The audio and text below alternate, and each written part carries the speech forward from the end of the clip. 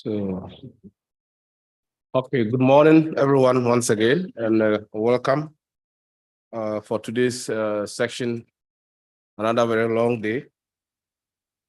So we will start in with theme number 4 on natural farm and regenerative agriculture for sustainable soil health, water use, and systems productivity.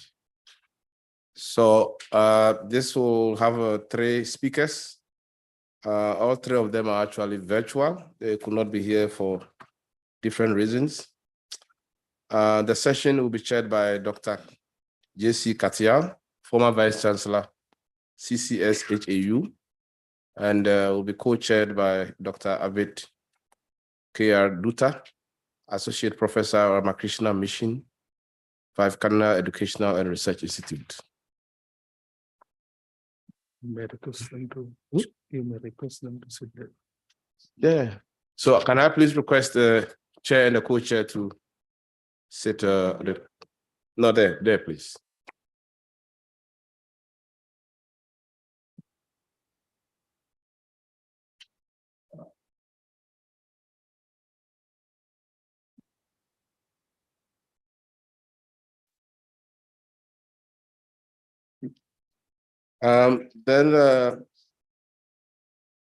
Okay, for this program. So for this session, we do not have a panel as it was for yesterday. So we'll just have the 3 speakers and then a discussion and a wrap-up session. Yeah. As indicated in the program. So at this juncture, I want to pass it on to Dr. Katia to start the session. Thank you. Thank you very much. Good morning, everyone.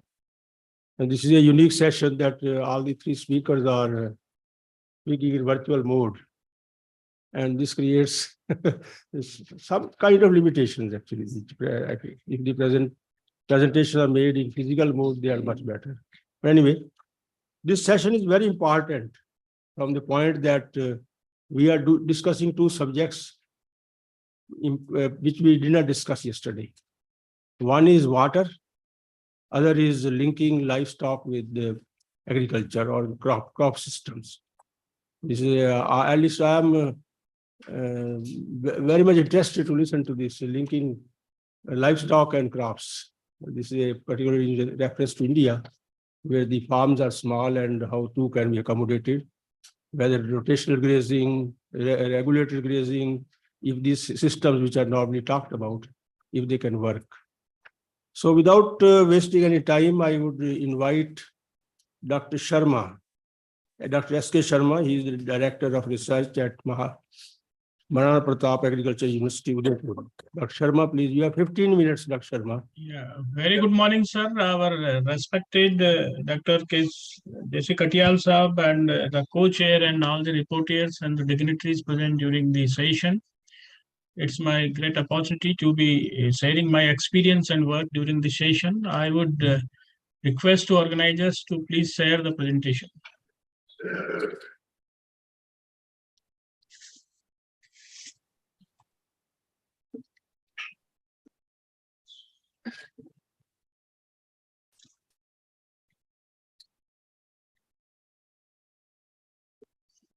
Please share the presentation, please.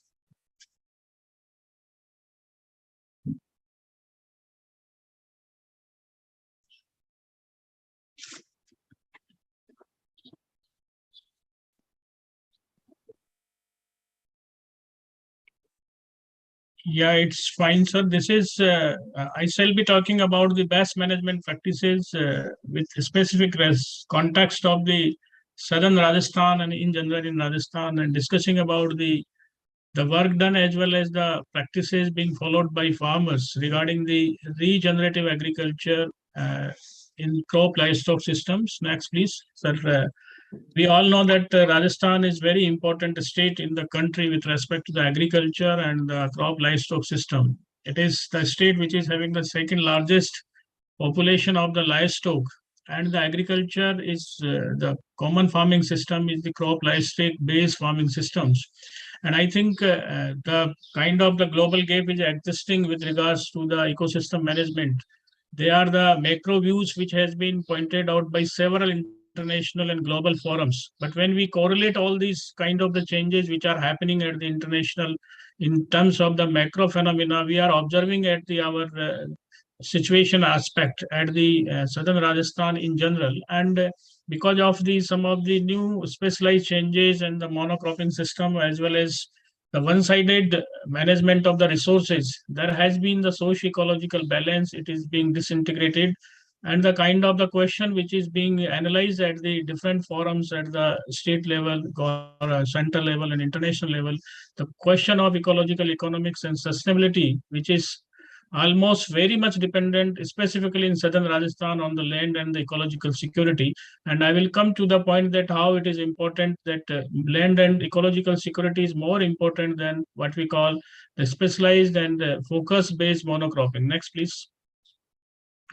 In this, what our experience at the working at the university and the different projects with the state government and the central governments, we have analyzed that agriculture, when we analyze it in terms of the field-based enterprise, the results are one-sided and it's not the holistic. But when we go through the landscape-based enterprise, it is really results are more socially promoting the more social equity, and they are better for the farmers' livelihood. And what happens even in the recent developments in the last 25 years, more emphasis has been given directly on the crop performance, but other services has been lopsided.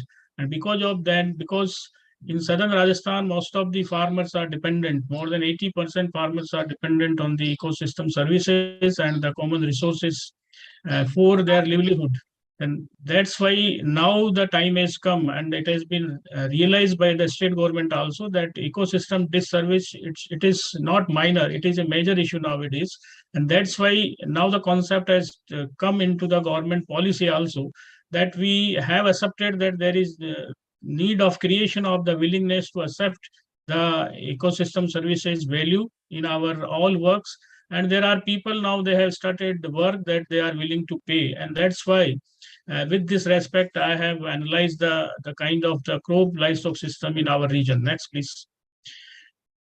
In this, these are the different kind of the scientific crop management and agriculture practices which are available. And now farmers are feeling more than one direction, that in which direction I should move. And that is a very site-specific question, that whether I should adopt conservation organic, conservation chemical, conventional chemical, organic management, plus conventional tillage, or package of practices recommended by the state government, or in regenerative agriculture, natural farming, or ZBNM. There are many questions which has been pointing out in the farmer's mind, and at the same time scientific validation is also coming in the different literature as well as in the policy. So we will see that how the farmer of the southern Rajasthan is taking all these points. Next, please. In this, our Rajasthan has been divided into 10 agroclimatic zones, and I shall be dealing with the mostly the 7 districts of the southern Rajasthan. That is the sub-humid southern eastern plain as well as the humid southern plain, where there is condition of the farmers is very specific with respect to the agroclimatic conditions, as well as their resource conditions, as well as the adaptability of the different crops and livestock systems. Next, please. Here, I would briefly point out that our system in southern Rajasthan is livestock dominant farming system. 62% of the farmers, mostly they keep the livestock, and further Rajasthan is having the largest area, after second largest area of the MP in country, and 55% farmers in southern Rajasthan still use the ITKs for managing the different situations of the farming. And fertilizer consumption, though it one time it increase up to 128, but 8% it is 62 kilograms NPK per hectare. Pesticide consumption is very less. It is not 50 kg, 50 gram per hectare. And 50% area under southern Rajasthan is still under default low input conditions. And traditional farming system is still one of the important farming system for the livelihood of the farmers. But there are specialized problems are emerging, which has been pointed out by the several times by our state government reports. But many farmers and the consumers are interested into the natural farming and the organic farming, and because of the pesticide residues which has come into our food system and other health issues has concerned the consumers, and that's why slowly and slowly that organic farming and natural farming has become a niche area of concern. It has come into the distribution channel, into marketing channel, and into our farming channel. Next. Mostly the 8 cropping systems are dominant in the state of the Rajasthan, but in southern Rajasthan, maize wheat is the major cropping system, followed by its livestock population. But we see that still the lack of rotation, which was a very strong foundation in the southern Rajasthan, it is now breaking because of the monocropping. Even now in the last 10 years, maize wheat has been replaced by the maize, rabi maize, because of the sheer economic advantage, not because of the soil health issues or because of the other water and other constraints are there, but still because of the economic profits, the system is being prevalent, which is causing a lot of exploitation of the resources. Only intercropping and mixed cropping has declined. It is adopted by 12 to 15% farmers. Green manuring is reduced. 2% farmers are adopting it. Manuring use is very less, 2 to 3 ton FIM per hectare. Concept of the land fallow has come to reduction, and the ITKs also are being reduced or lost. Only pesticide, fertilizer, and mechanization attempt on priority basis in monocropping has resulted in the different kind of the even higher cost of the production and the market problems. Next, please. So based on all this concern and the important need that looks for the kind of the regenerative practices and the natural farming systems, because of the low economic condition of the farmers and the poor resources like soil carbon status in all, except in the Banswara district, out of 7 districts, all districts are having low carbon status. Our 62% of the southern Rajasthan soils are deficient in the iron, zinc, and the 20% in the iron. And likewise, manganese deficiency is also severe, 28%. So soil sickness, then water is, we all know it is a main constraint in southern Rajasthan. Only in Kharif, 10% area is irrigated. In Rabi, it is 32% area which is irrigated, which is, that's why the farmers are suffering because of the climatic constraints and the shortage of the water. And that's why the earlier prevalent traditional system of the regenerative agriculture, dry sowing of the maize and mixed cropping, is now being adopted again by the many farmers in the Rajsamand district, which is the driest district. Then Banswara, 4 and 5 mixed crops are being grown and they are getting the advantage. So under the low input and investment condition, there are certain models, regenerative systems, which need to be adopted and should be upscaled in the region, and they are being taken at the present by the state government also. Next. Here, the important concepts which are being followed are soil and water conservation measures, biodiversity concept, then soil health, resource management, and based on the need fulfillment, individual farmers are going to cope up with the climate, water shortage, fodder shortage, then vegetation to the trees, and need bird livestock are being maintained for their proper livelihood. But at the same time, these concepts are very valid in those areas where common land and support services are made available by the public sector or the government support. Next. Here, this is the overall sketch that most of the situation is that in our region, 90% in case of Kharif and is rain-fed, and we know that tribal farmers are having under this specifically the hilly conditions and the topography is slopy, and that's why we have the specific models which can provide the better land and ecological security. Next. Here we can see that 53% farmers follow the maize plus pulses plus buffalo cows, followed by the oil seeds. Then next, maize plus pulses, buffalo, then followed by grassland and trees, 31%. Crop plus dairying and vegetables, around 6.25%. Then crop dairy, poultry, 6.25%. Then crop fallow, 3% farmers. So almost our 80% of the system is livestock dependent system in the southern Rajasthan, which is the main basis of the livelihood. Next. Here we can see that this is very important model which provides the support to the farmers for taking their maximum output from the available resources, where we have to keep essentially the donor area for the water as well as the receiver area for all the crops. So this is the kind of the management system which is The most of the farmers are prevailing, but because of our scientific interventions, the total productivity can be improved by making it based on the farming system approach, where combination of the cereal, pulses, oilseeds, 4 or 5 crops in the Kharif season and 2-3 crops in the Rabi season, followed by the order that is the sancrous grass as well as other You are common grass. requested to wrap up within 5 minutes. Okay, sir. Thank you. Next, please. So here another model is that water is the main constant, and this system under the local conditions, ecological conditions, is important. That farmers has evolved its train system, and they are doing it for their support to their present system. Next, please. Next, here this is microsite improvement, then crop diversification. Next.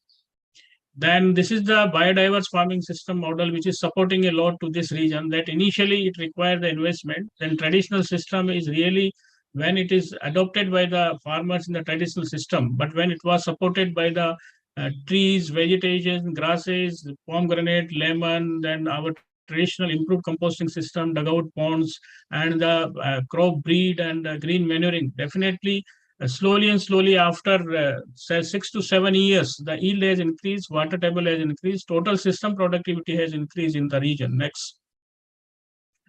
And this is the view that how it is important, waste, soil and water conservation, followed by biodiversity, then along with our crop livestock system. Next.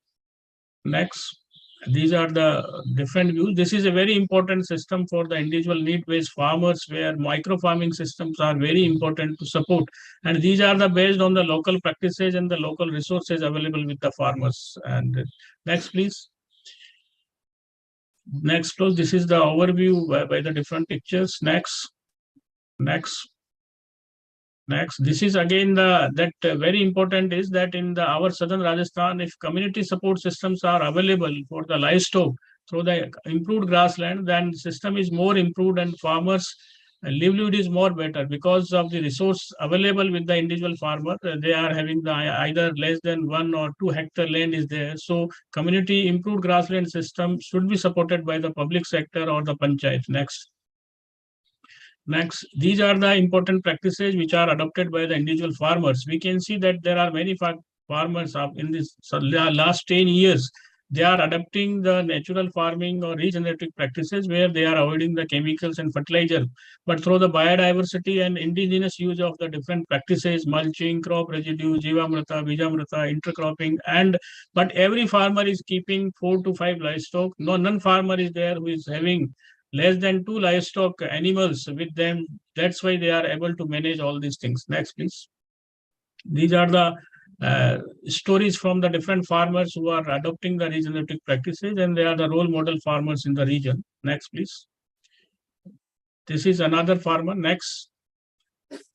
This is the farmer who is having the crop livestock with the better emphasis on the vegetables and the fruit plants. Next. This is the farmer who has 2 livestock, but he is giving more emphasis on the cereals and followed by the vegetables. Next. Next. Here we can see that even under our research system, we have evaluated the different kind of our systems where we have compared our organic combined as well as the state recommendations. But still, the yield level in our organic management system is 20 to 25% less. But the other parameters like water holding capacity, carbon, micronutrient status, earthworm population, as well as the beneficial insect population is better in case of organic and 75% organic and innovative practices. But important thing is that still those cropping system are yielding better where the intercropping of the pulses is important part in the organic farming system. Next. This is the natural farming practices which are being, experiments are being taken here under the cowpea fennel system. But still, the last 2 years, it can be observed that where the intercropping is there and more number of the crops are there at the initial year because of the intercropping, the total equivalent yield is more still in the complete natural farming. But over the years, but with respect to the nutrients, the nutrient harvest in case of the natural farming is higher at the initial level, and it may deplete the nutrient levels in the coming years and the yield level may come down. Next, please. This is about the different pest management practices developed in the different crops, which have been validated by taking the ITKs from the farmers as well as improving these ITKs. And the university has compiled more than 46 pest management practices, which are based on the indigenous knowledge, but they have been improved by the scientific Please intervention. kindly wrap up quickly. Yeah. Next. This is the list of the different practices which have been given to the state government and farmers for their use in their farming practices. Next, please. Next. So this is that about the sustainability of rain-fed agriculture in southern Rajasthan. No doubt productivity is not uniform all over the different situations in the agroclimatic zones, but it is said that livestock is important and FIM is very integral part in the all farmer situations. And if they go completely without FIM, then yield goes to decline 5 to 25%. Then economic viability under the low input conditions, yields are improving, cost of cultivation is less. But the question of price of product is very contextual, and some farmers are getting, some are not getting. Environmental impact, it is from all sides that common resources are improving because of the better management. Water table is coming up, as well as there is a carbon sequestration increasing, and overall very important thing is that climate risk is reducing in such type of the systems.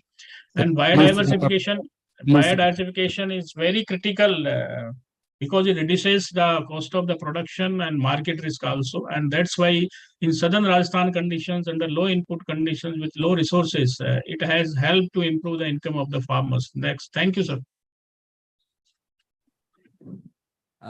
Thank you very much, sir. In a regenerative agriculture program, integrated approach is essential rather than single production systems. And in this context, the crop livestock based your presentation with highlighted on the southern Rajasthan based, where the predominant livelihood livestock dependent farming system is there. It's a very nice presentation. Thanks very much, sir. Sir, you are requested to stay with us for some times, so that during our discussion session, if any questions arise, you have to address that session. Sir, you are requested to stay. Thank you. Thank you very much, Dr. Sharma, for a good presentation, I would say, but not the kind which was expected, in the sense that we were to link more with the livestock, integrate more with the livestock, and the entire presentation was, although that I don't agree with him, although the entire presentation you focused was on crop based. Because Rajasthan, excellent work has been done. Anyway, I stop here and leave for the time for discussion, because we are already running late by 10 minutes. So thank you very much, Dr. Sharma. Now I invite next speaker, Dr. T. Vijay Kumar, Executive Vice Chairman, Raitush Sadhikara Samastha, Government of Andhra Pradesh, Scaling of Natural Farming and the Positive Impact of Natural Farming on Water and Soil Management. Key focus is, on water conservation. So that's the kind of focus on regenerative. How does it help? Yeah. So I invite you for your presentation. Thank you very much. Thank you very much. Good morning to everyone. Good morning to the chair and co-chair. I'll go straight to my presentation.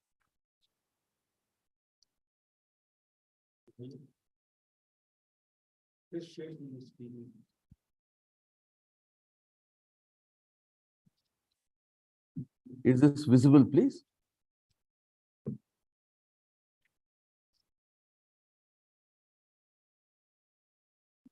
Yeah. Is my presentation visible? Can I start? Yes, please continue. Yeah, thank you very much. In fact, one of the scientists who worked in ICRISAT, Dr. Rupela, has been one of my mentors. And he's the one who really told me the biological aspect of our whole food system. So Andhra Pradesh has a very ambitious vision that by 2031, all 60 lakh farmers in the state, 20 lakh farm workers, and the entire cropped area should become a regenerative agriculture system. We call it the Andhra Pradesh Community Managed Natural Farming. So, first of all, there are so many definitions of regenerative agriculture, natural farming, ZBNF. So, I just wanted to highlight what we regard as the core principles, but practices obviously vary from farmer to farmer, district to district. So, it is farming in harmony with nature for people and for the planet. And we believe very strongly it's a solution for the multiple emergencies that we are faced with. So it's a holistic land management practice that leverages the power of photosynthesis in plants to close the carbon cycle and build soil health, crop resilience, and nutrient density. So these are the universal principles. First and foremost being that soil should be covered with crops 365 days of the year, with diverse crops, preferably trees to be incorporated into the farming landscape, and there should not be any fallow land. So the core focus is on be a living root in the soil. Then minimal disturbance of soils, keep the soil covered with crop residues. The biostimulants, biological inoculum are necessary catalysts, integrate animals into farming, use of indigenous seed, pest management through better agronomic practices, botanical extracts. So a big no to synthetic fertilizers, pesticides, herbicides, and weedicides. So it is the biostimulants which really, which are the catalysts and which have accelerated the transition process in India, specifically in Andhra Pradesh. Now, this is the first principle, keeping the ground covered through diverse crops. So for as long as possible, if this is done, we believe that it has a great benefit. This is seed treatment, microbial seed coating called Bijamrutam. You can see the ingredients here. Then this is soil amendment, Ghana Jivamrit. And this is a liquid inoculum. This is when the plant germinates, both a foliar application and a application to the root zone. And this is pest management. One is through, we also have mechanical practices, but more important is through botanical extracts. There are more than 200, 300 different formulations. Farmers keep innovating. But as you have seen that there is a biological stimulation right from the seed stage till the plant harvest stage. So, but just one caution that these are not biofertilizers, these are biostimulants. They are not providing any direct nutrition in the form of NPK or others, but they are stimulating the soil biology and making 30, 40 nutrients bioavailable to the plants. So that is one basic confusion that a lot of people have. So these principles are being taken forward and practice are being taken forward in a very big way in Andhra Pradesh. We started the program in 2016 with 40,000 farmers, 704 villages. And last year, 2022 March, we had more than 600,000 farmers. That is about 12%, 10% farmers and 27% of villages and 4% of the area. But it takes 3 to 5 years for a farmer to transit from conventional agriculture to natural farming. And we also don't provide any cash incentives during transition. And we also do not make any promises of market premia after transition. So currently ours is the largest national program in the country in terms of farmers enrolled. And this year we have a very ambitious target of 10 lakh farmers. The program is funded by Ministry of Agriculture schemes and also from a loan from KFW Bank that state government has taken. And we are also supported by Azim Premji Philanthropy, a grant of around 100 crores for this program. What are the benefits? What are the impacts? So first and foremost is there is no yield penalty. Our farmers are getting either similar yields or higher yields, but year after year, the yields are increasing. Secondly, cost of cultivation has come down very significantly. And with the result, there is a significant increase in net income. Our independent study in 2020-21 assessed around 25,000 rupees per hectare as the increase in the net incomes. Varies from crop to crop, but it is a weighted average. Then we have a very special program for the landless poor households. This is homestead gardens, 12 to 15 different kinds of vegetables, fruits. The impacts are an improved biodiversity. Now, the most important question which many states and countries are grappling is, yes, we have a crisis. Regenerative agriculture has a solution to many of these problems, but it's not getting scaled up. So how do we scale up? So in this context, the Andhra Pradesh scaling up in about 6 years to reach 10% farmers is,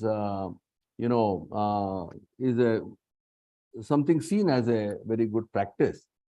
And here I would like to highlight what I call as the pillars, which enabled us to scale up.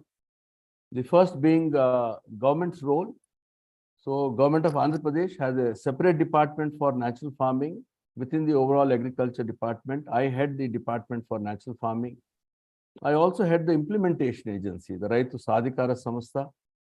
We have very strong human resources at various levels.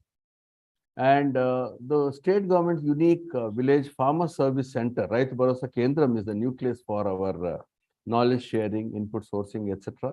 Government has provided adequate financial. 5 minutes, sir. Sorry? 5 minutes left, sir.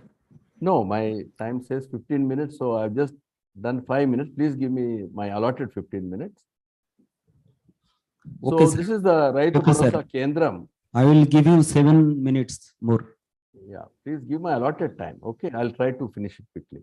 Okay, sir.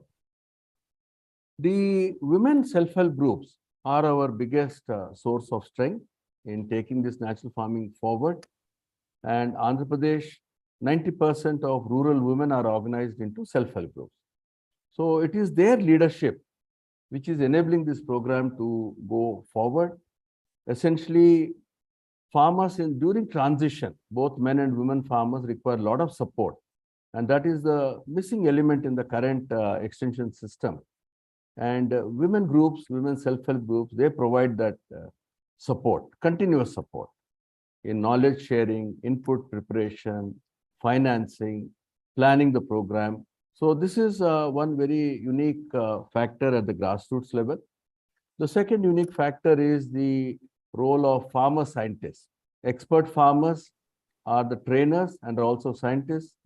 They are the ones who inspire others to make this transformation. So this is a very difficult transformation. That's why in the whole country, only around 1% of farmers have transited. Then we also use various ICT tools, video dissemination, smartphone tracking, monitoring.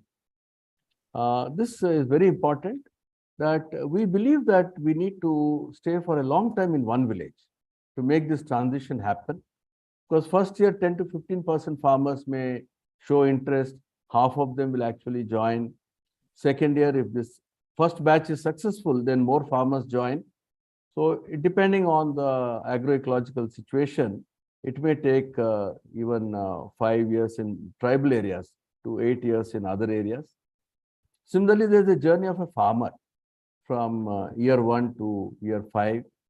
So farmers also don't convert their entire area. They take 1/4 of the area into natural farming first, increase that slowly to the entire extent, and then go into high-end models. So our idea is that we should be in that, stay in a village. When we enter a village, we stay in that village, provide the social capital of women, take advantage of them or nurture them, and also provide champion farmers to take this forward. Ours is a very low-cost intervention, costs only 15,000 rupees per farmer over 8 years. Research, collaboration with various research institutions has been very critical for our progress. We have a large range of international organizations working with us. The latest one being the CGIAR project of IVME and Biovision. We also are collaborating with the State Agriculture University, and we have a very big, strong team of in-house research to continuously work on farmers' innovations, develop farmer scientists, and take advantage of the results coming from rest of the world. Now, I'll coming to water, and this is a very important dimension. So, I would say through natural farming, we are now promoting, practicing a new water paradigm. I'll explain in my subsequent slides, which is enabling drought proofing, restoration of degraded lands, saline lands, and enabling unfallowing of lands. We're also able to increase cropping intensity through 365 days green cover. Natural farming has enabled reduction in crop water requirement, promoted resilience to floods. Since the crop water requirement has come down, we are in a position to increase the irrigation capacities of irrigation tanks, reservoirs, arrest the unsustainable depletion of groundwaters. The natural farming also enables a filtering system which traps the metals and others, so that river streams are cleaner, and also enhances the safety of reservoirs. This is through the biological activity, carbon gets into the soil, and also soil porosity increases.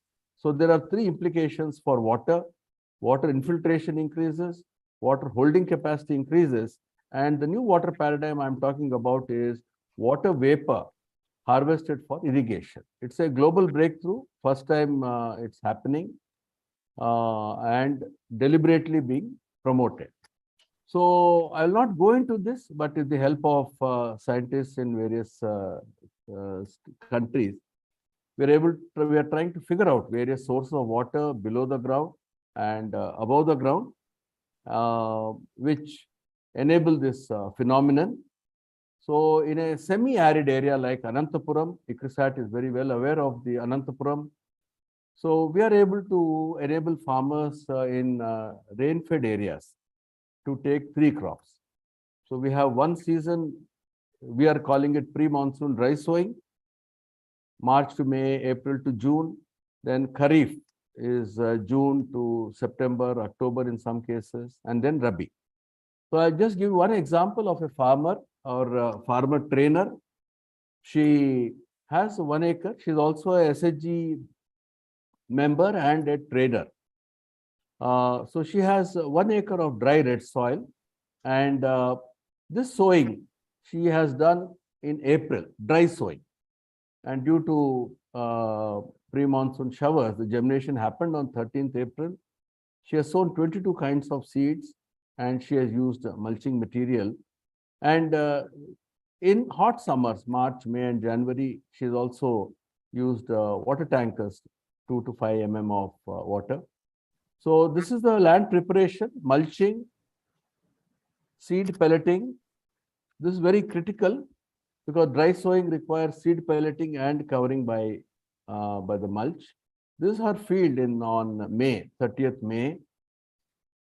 The different crops this is in winter, February 2022. And this is an important point. She gets income money throughout the year, every month, through these diverse crops. On that 1 acre of land, she is able to get 1,55,000, which is in any case 5 to 6 times higher than the conventional one. So this also enables us to think of unfallowing of lands, because in some districts, the fallow lands are as much as arable lands. So this breakthrough enables us to address many challenges. So for want of time, I'll conclude here. This is flood resilience. This is the crop water requirement reduction. And I conclude saying that, given the emergency, we do not inherit the earth from our ancestors. We borrow it from our children. Thank you very much for this opportunity. Thanks, sir. Thanks. Sir, natural farming, regenerative agriculture, conservative agriculture, organic farming, whatever it may be, the need of the hour is to develop alternative approach of production system so that it can sustain the soil health as well as it can have the potential to feed of our ever increasing population. In this particular context, your contribution is really very appreciable.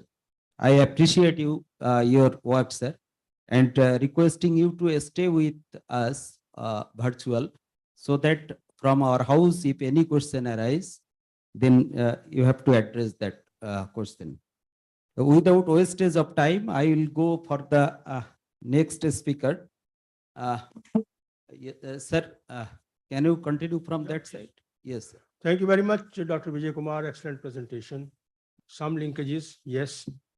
And we move on to the next presentation by Dr. Suhas B. Vani, former Program Director, ICRISAT, Water Conservation Practices towards Regenerative Agriculture. Good morning to all of you. Honorable Chair, Co-Chair and Rapporteurs, as well as the participants who are there, as well as who are available virtually. Let me thank first Dr. Arvind Kumar and Dr. Jat for inviting me to share my experiences, our experiences for regenerative agriculture as such. And if we look into the situation, just a minute, let me work out my sharing this one.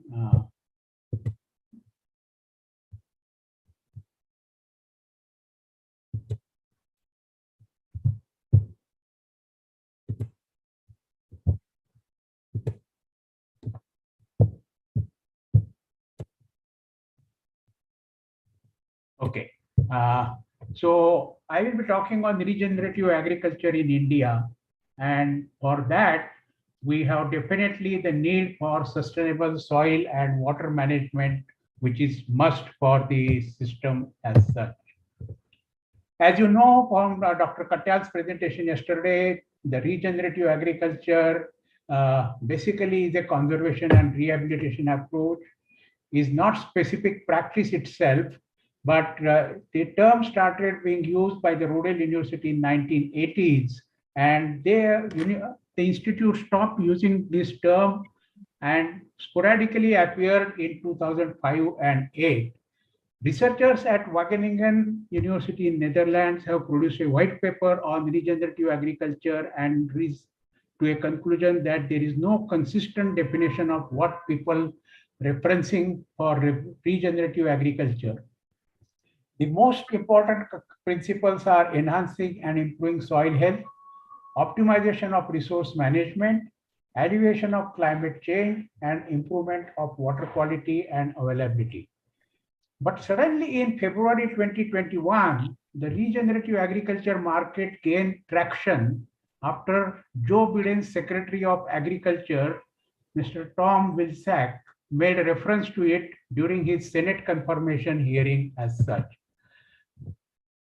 And I would like to highlight here that we need to keep it in mind that one size fits all does not work in any system. For example, if we take the things like US, Europe, and tropical country like India, we have different challenges in terms of climate, in terms of temperature, in terms of population, the workload on the land, and other things. For example, our greatest challenge during the 21st century for sustainable agriculture in India is the water and the land degradation. If we look at water availability, it has depleted from 5,000 cubic meter per capita in 1951 to 802 cubic meter per capita in 2022. Country has entered water scarce country in 2011 census because below 1,500 cubic meter per capita is the limit for the water scarce zone as such. And we need to keep it in mind that we are in a tropical country. where temperatures are high, aridity is high, breakdown of soil organic carbon is high. Because of pressure of livestock as well as human beings, the organic matter recycling is far, far away. And of course, in addition, now government has come up with 9 2G alcohol plants from the organic matter as such. So we need to keep it in mind, all these aspects, when we discuss about the regenerative agriculture. When we look at Indian scenario, we know that our water availability is limited. It is a finite resource, and our population is increasing.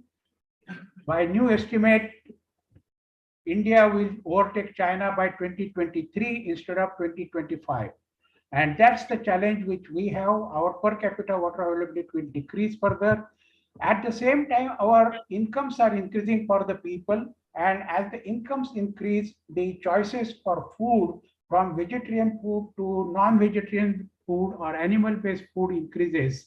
And the water requirement for daily water footprint of vegetarian diet is 4,500 liters per day, as compared to 15,000 liters per day in case of non-vegetarian diet. And that's where the challenge comes, that how we are going to meet this challenge as such. When we talk of water scarcity, generally there are 3 types of water scarcity: physical water scarcity, which is there in India, economic water scarcity, and institutional water scarcity. When I say we have physical water scarcity in India, is largely because of mismanagement of water resource, as our average rainfall is above 1100 millimeter, and we have sufficient water. If we manage it properly, then there will not be any difficulty for the country as such. We have blue water resources, green water resources, and gray water resource as such, and that's where we need to look at it.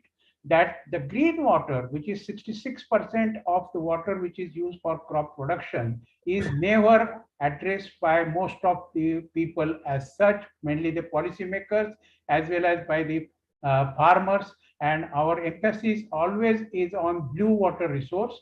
Gray water we always look at as a problem rather than a solution or a opportunity to make better. Currently, agriculture is managed in compartments. Piecemeal approach does not work, which definitely needs the cultural aspect. Behavior and patterns are not included. Sustainable agriculture is made a futile exercise as such. And there is a need for cultural change. And for that, the business as usual model won't work. Every system has its own niche in a country like India, where we have maximum rainfall in the world in Northeast, whereas we have the 100 millimeter rainfall in the districts of Rajasthan, some of the districts. So we need to be sure and realistic that for every type of agriculture, there is a niche which we need to identify and appropriately pursue that particular niche to adopt the particular agricultural practices. We need the innovations, holistic approach to benefit small farm holders, scientific-led development, modern technologies to transform subsistence agriculture into business model. We have large yield gaps in the country. International standards using the modeling, big data, remote sensing, monitoring and evaluation, water budgeting, use of drones, machine learning, artificial intelligence, cloud computing need to be adopted.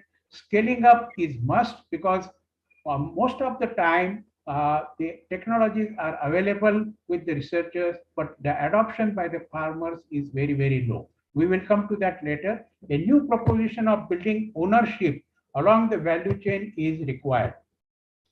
There is a depth value of impacts. What we were telling, that there are really game-changing technologies available in the country with the researchers, but they don't reach to the farmers, largely because scientists work at the field level in the research stations and do not want to get onto the farmers' field, which is more complex. And that's what is the development research link between the proof of concept and impact is missing. This is not only our, that means the ICRISAT's conclusion on this, but the CERES team in CERES 2030 team has published a complete volume in the Nature, which clearly says that why poverty is not reduced in the world instead of availability of the game-changing technologies there. And results clearly demonstrate that the small farm holders, no one wants to touch.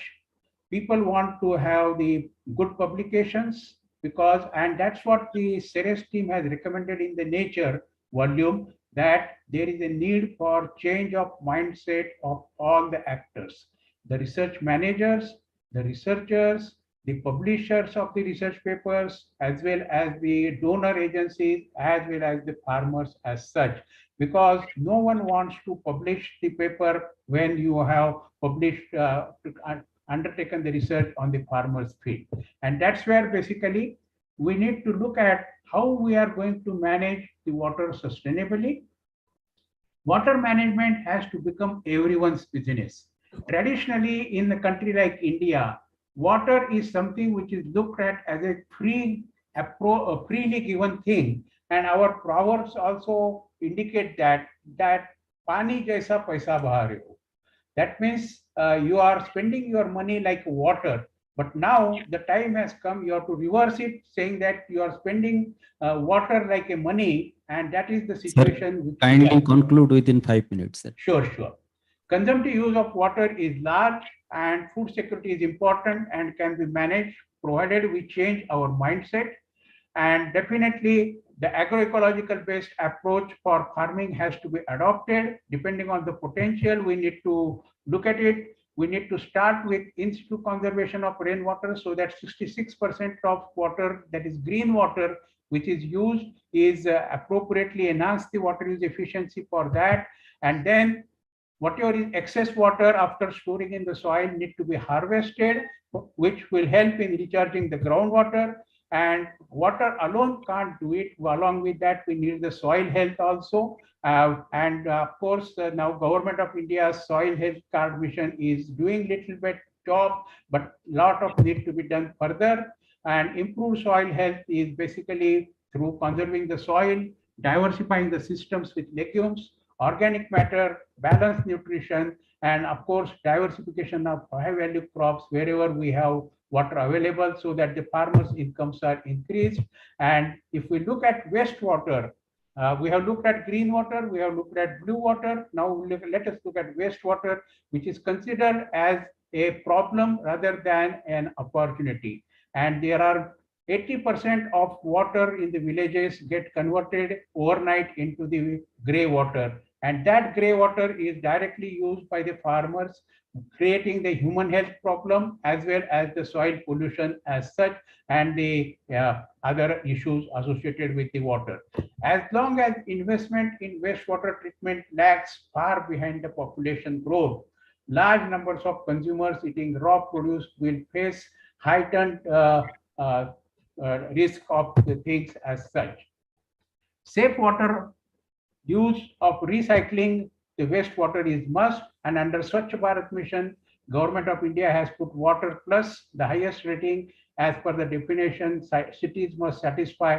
And there is only one good example in the India, that is Bangalore city. All the wastewater is treated and taken to the Kolar district, and there that is used for recharging the groundwater.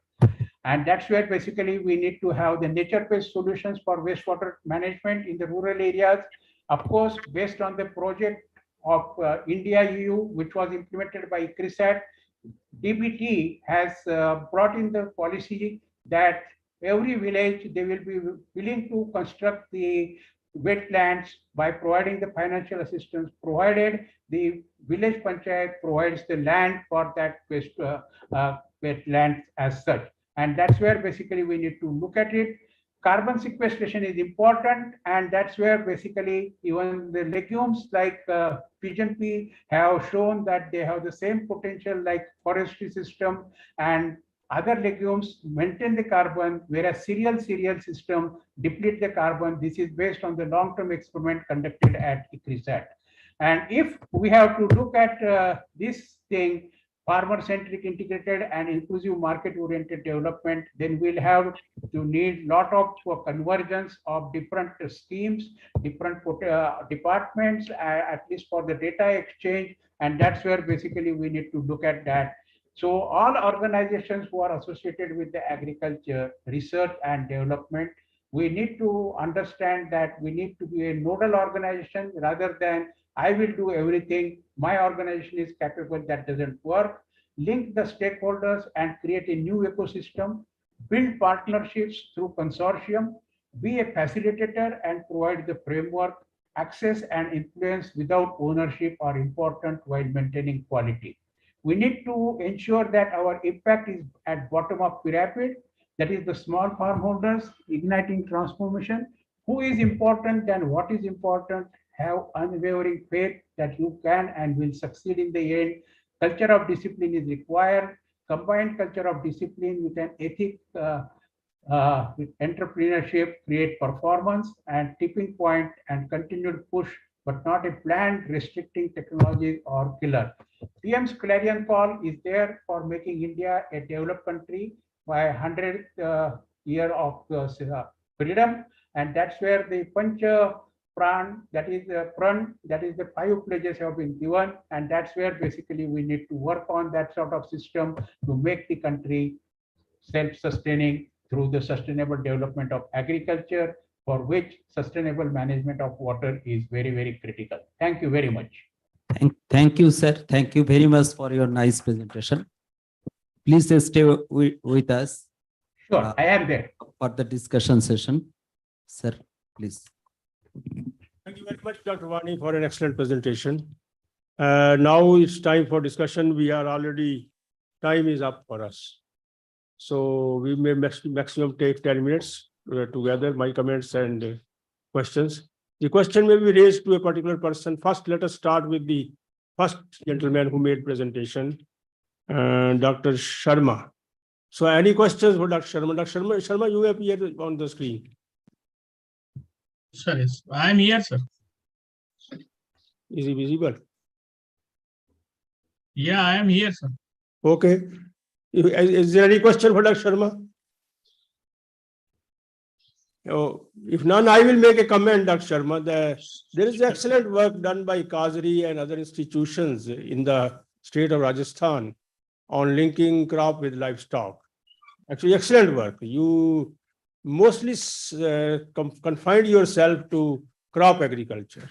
There was some reference, definitely. I don't say that you don't make reference to link, but kind of issues, because in Rajasthan, maximum population of cattle is in Rajasthan in the country. No doubt about it. Their livelihood depends on Rajasthan.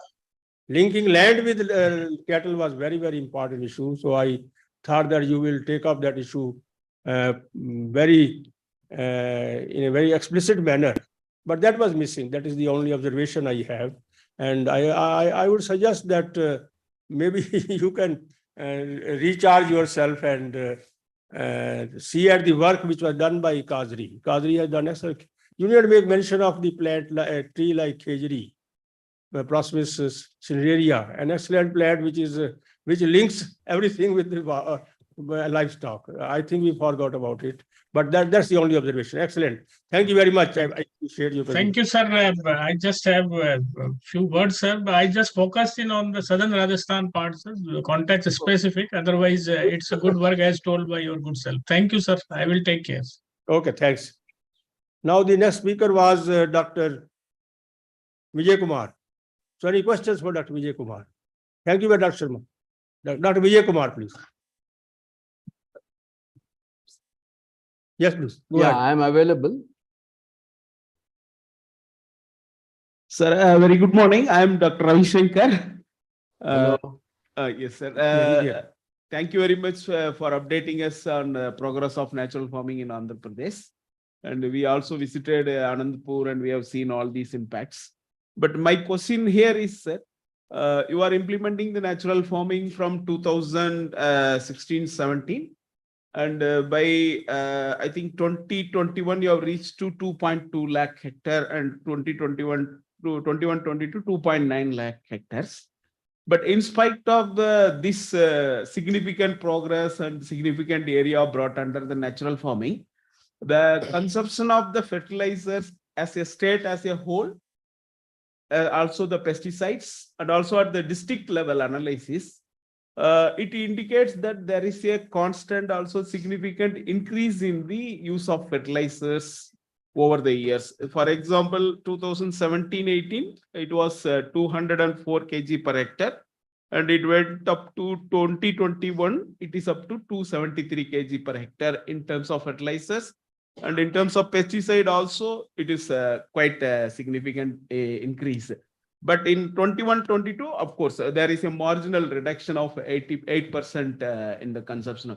So what I want to know is what could be the reasons for this constant and significant increase in consumption of fertilizers and pesticides in spite of the larger area brought under the natural.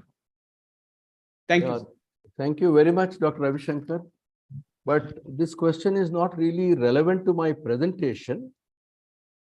I'm not talking about state averages, district averages. Currently, we are operating in area of 4% of the state. It will go up because worldwide the area under natural farming after 30 years, organic farming is less than 1%. So this is a matter of time. What analysis should be done is comparing our fields with conventional fields and seeing how much chemical fertilizers, pesticides have come down. Taking the state average, district average figure is misleading in my opinion. We have done our studies and we see very significant reduction in chemical fertilizers, pesticides. I have shared all these studies with you. You can go through them. And I request, we have all the studies. We are very open to any kind of research, but please analyze and come to conclusions based on comparing apples with apples. Thank you. Thank you, sir. Thank you. Yes, please. Identify yourself. Yeah, sir, good morning. This is Dr. A.V. Ramanjanelu, working as senior scientist and head in agroforestry scheme in PZTSA, Hyderabad. Actually, I thought of asking a similar kind of question, but anyhow, in continuation to that, I would like to ask, you might have recorded the yield levels from a particular location, maybe village or mandal, over the years. So I came to know that in general, I'm talking, the reduction in yield under natural farming has been increasing. That's what we have come to know. But what is the case in Andhra Pradesh based on your experience? Can you please share those experiences? We are doing largest studies, independent studies through very reputed organization called CES, which is based in Hyderabad. Now it is called IDS Andhra Pradesh. And they take our sample of farmers, our universe of farmers, do random sampling. And we have seen for all the major crops, the yields are comparable, yields are higher. Even in paddy, we got higher yields. Even in maize, which is supposed to be very chemical intensive kind of crop, we've got higher yields. So I, request anyone interested in this, I'll send you our studies. Please go through them. And we're also open to, learning something new coming up. We also have panel studies, which show very systematic increase in the yields and resilience to floods.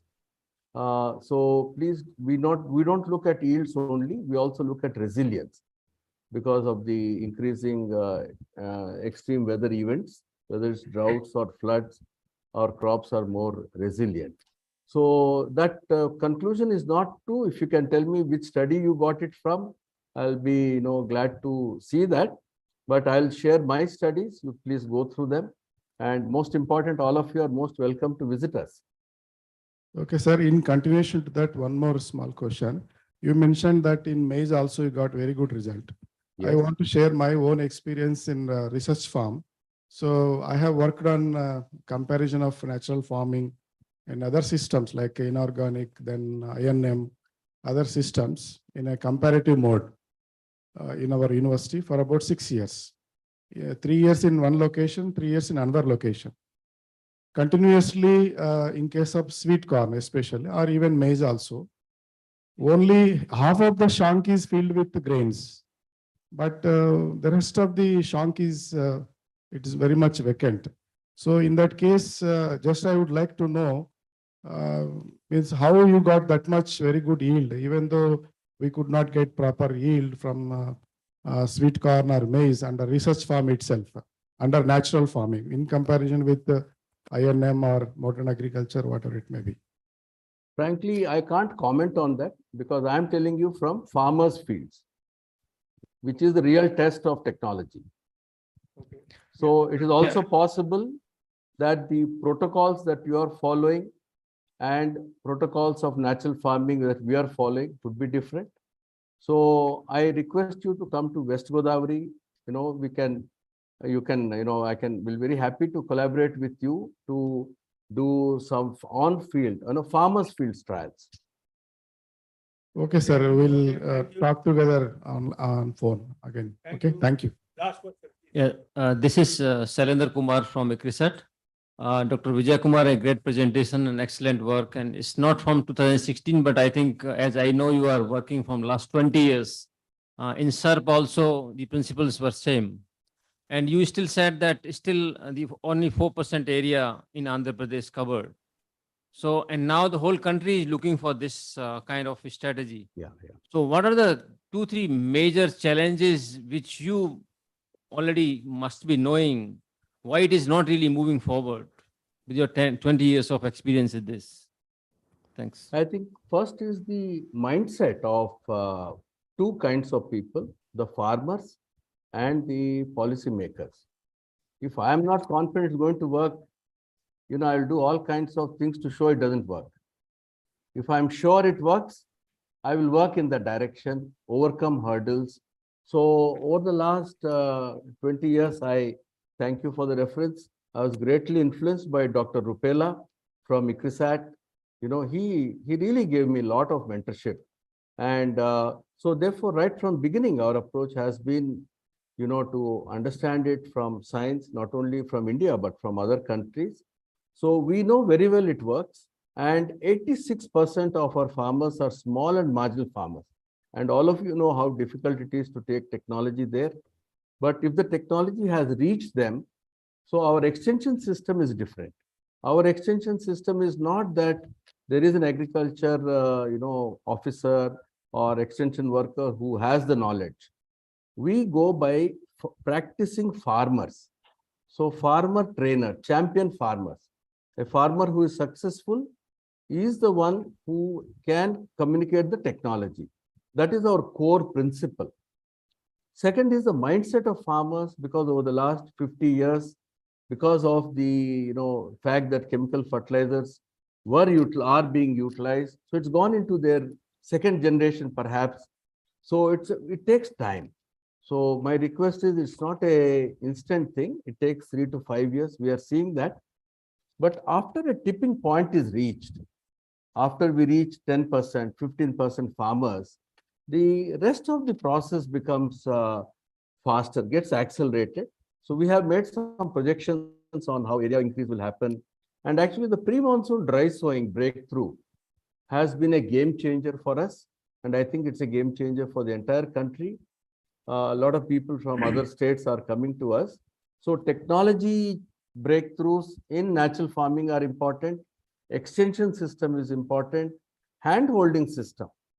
That, farmers on this journey, they're always criticized. People tell them that it won't work. So they're very vulnerable to lapsing back. So there, if you have a community-based system, in our case, the women self-help groups, in some other case, the FPO, in some other case, a good teacher. So this hand-holding system, but most important is a government's commitment. Our state government is committed to making this happen.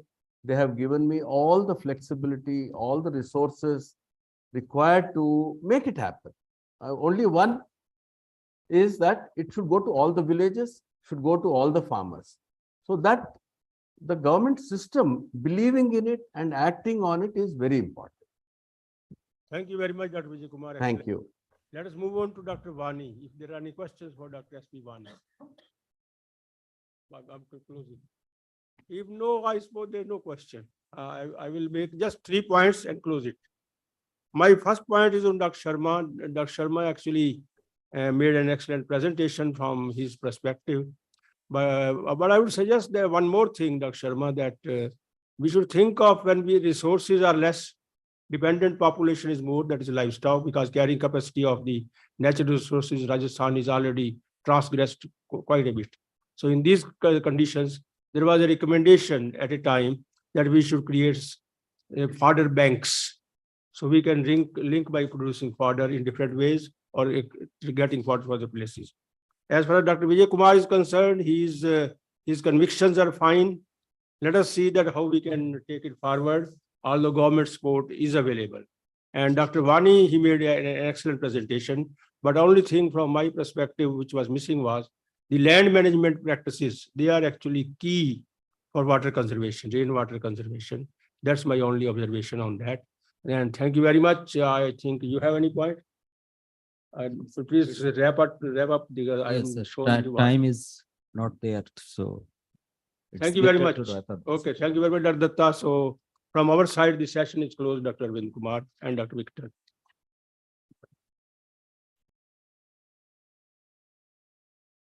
Okay. Thanks once again to Dr. Katia and Dr. Veduta for chairing the session, and to all the three speakers for your time. I think at this point we will go for a quick health break and see if we can assemble here exactly at 10 o'clock, so that even if we are late, at least we can start by 10:05. Yeah. Which one? Yeah. Maybe request you, the next section speakers, to load the PowerPoint. I thought you don't voted, not yet. Okay, so T is just on the left side, upstairs here. Sir.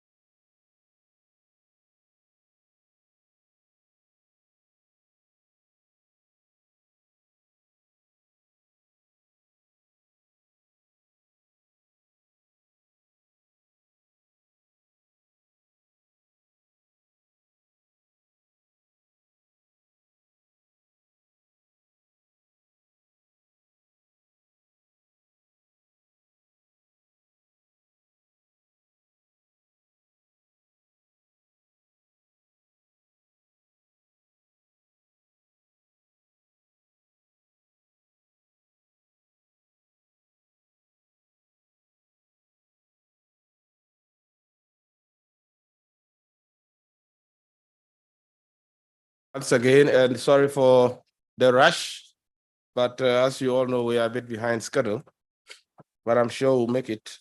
So now we'll move on to team 5 on natural farm and regenerative agriculture, resilience, ecosystems, greenhouse mitigation, and the links with carbon credits and the labeling policies. So we're combining some of the technical issues also with the ecosystem services. Okay, so for this session, it will be chaired by Dr. Vinod Kumar Singh of ICAR CRIDA. If you can honorably take the seat. And it will be co-chaired by my own colleague, Dr. ML Jat. Thank you. And we're going to have 4 technical three, yeah? 1, 2, 3. 4 technical presentations. And then this will be followed by a panel discussion. So for the panel, I'll humbly ask Dr. Shalanda Kumar to take the podium, Dr. Govin Kelka, and finally, Dr. Rashmi Sharma. I don't know if she didn't come, right? Did you come? Rashmi Sharma? She didn't come. Huh? Which one? Oh. She already there in the class. Oh, okay, okay. Okay, all right. So over to Dr. Vinod Kumar to start the session. Thank you. Good morning, all of you.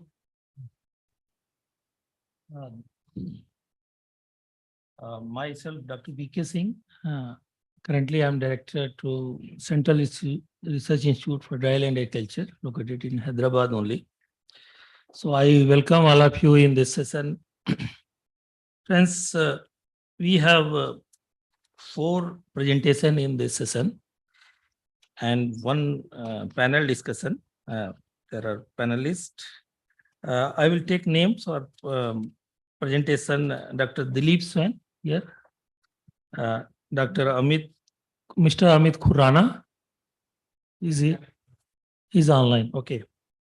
So then Dr. Suresh Pal sir is here. Dr. Bruno online.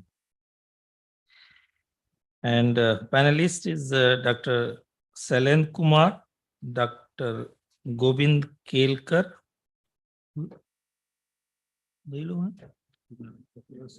Dr. Rashmi Sharma. They will join online? Okay. So I will not go in detail, taking the time paucity, and we have to start immediately, and we will discuss later on. The first presentation is by Dr. Dilip Swain.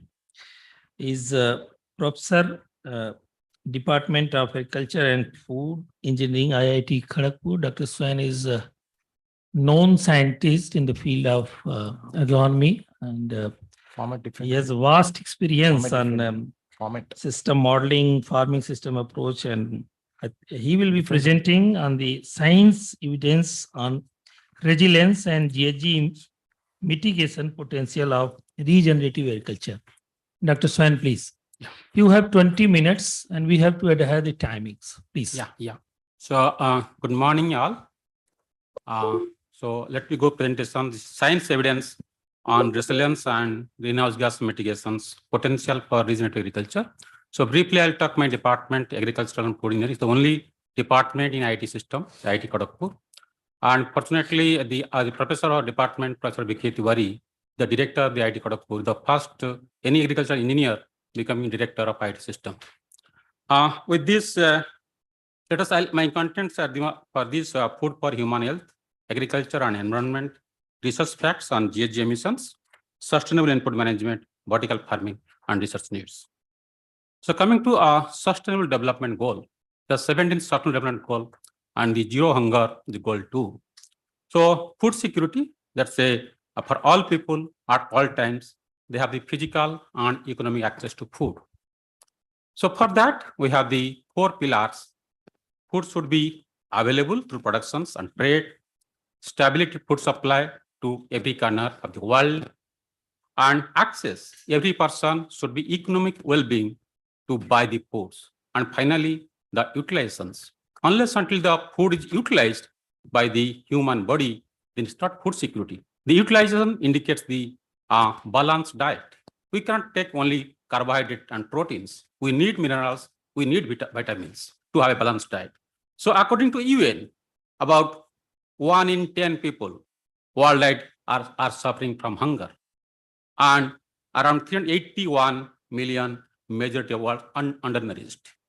The number of undernourished in Africa is growing at faster rate. So nearly 1 in 3 people in the world did not have access to adequate food. 149 million children under age 5 are stunting, and 47 million children under 5 suffered from malnutrition. The other fact, at the beginning of the millennium, around 800-900 people were at risk of hunger. But if you see global warming, if there is CO2 fertilizations, no CO2 fertilization effect, the additional around 560 million people may be at hunger. So we see as food for human health, you are what you eat. So our health depends mostly many factors. Food is one of the factors. Excess work, stress, exposure to UV radiations, or maybe pollutions, and the food you are getting. We need to have a good food for better health. Usually, this stress or the junk foods, they create free radicals in human body. On the long run, they damage the DNA cell that causes cancer in longer term. Can you have the food with rich in antioxidants? They provide natural antioxidants. They can neutralize free radicals and prevent from the cancer-like patient or like cardiovascular disease. So what we say, organic foods is a better quality. It contains the higher level of antioxidants. That's a safer food, less pesticides. So some facts, some research, like cardiovascular disease, that because even though supplements did not prove beneficial, but foods that are source of antioxidants that are really helpful in preventing the severe cardiovascular disease. We need to take the antioxidants, especially for the young people. In the diet, they must include the natural antioxidants like vitamin C, vitamin E, natural like there are many fruits and vegetables. They can give green tea is a good example, amla or the tocopherols. Those can be, and the fruits and vegetables should be included in the diet. Asthma also, that comes to the low intake of the fruits and vegetables. What research says, the person having the low intake of low glutathione peroxidase and the low HDL levels, they are prone to 6 times more death as compared to high level of glutathione peroxidase, the antigen enzyme, and low level of HDL. So, the example of the content of the pesticide residue in human breast milk, and that publication has come in Science of the Total Environment, one of the best journal. That says in countries like developed country, Canada, Australia, US, like chlorinated hydrocarbon group or DDT, in the content is around 23 or maximum 80 nanogram per gram of lipid weight. But think of India. There are some of the states, the value is highly alarming, more than 100 times. So that creates an awareness. Research needs, where are you moving? So because the agriculture and health, as you're discussing, they are quite related. We have to work hand in hand to protect the earth and to protect the human being. So their population is rising, 9 billion by 2050. So there is a rapid increase in global food demand. From 1961 to 2000, population increased by 98%. Food production also increased by close to 150%. Yield more than doubled. But you see the input use, nitrogen increased 7 times. And the phosphate fertilizer 3 times. Irrigation water demand more than 2 times. But from now 2010 to 2050, we need to have the increase the food production by 70%. How to do that one? The different options can you do? One is reducing food demand. Yes, we have to be aware. We have to minimize your food demand. We have to reduce the food wastage.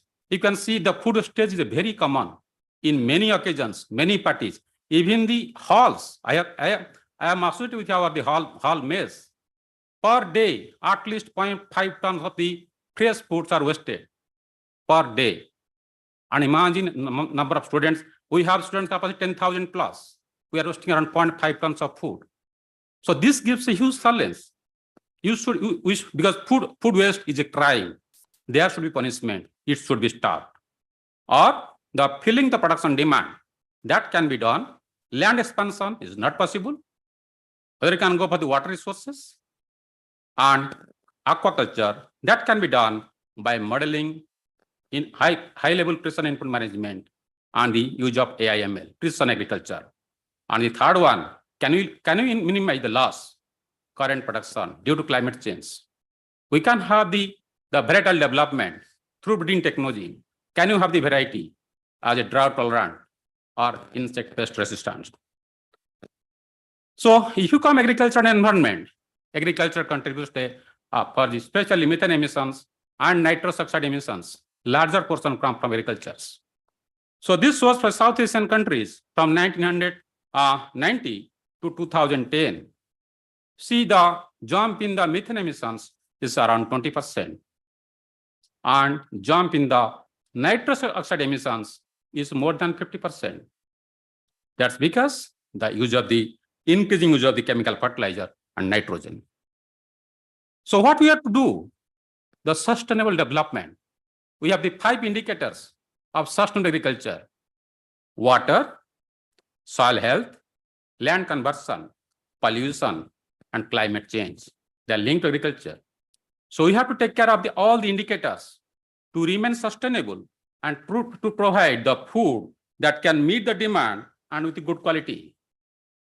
So to me, the regenerative agriculture is the core agriculture. This is one of the core we have to think. The C stands for conservation of resources. We have to conserve the natural resource like land and water. And O stands for the organic input management. We need to go for the natural farming or the organic way of input management like fertilizers and the pesticides. And R stands for resource efficient. So digital agriculture and mechanization should come in picture.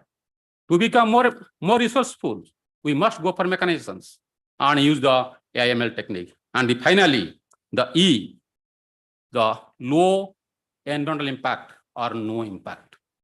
So these are the core agriculture. So when you go for regeneration, we'll be looking around this aspect.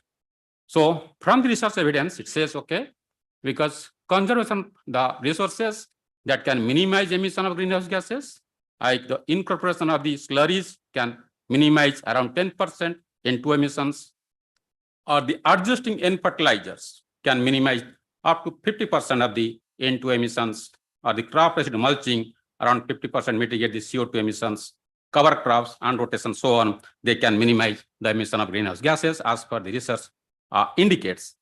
I can see the rise. This is from the ERI.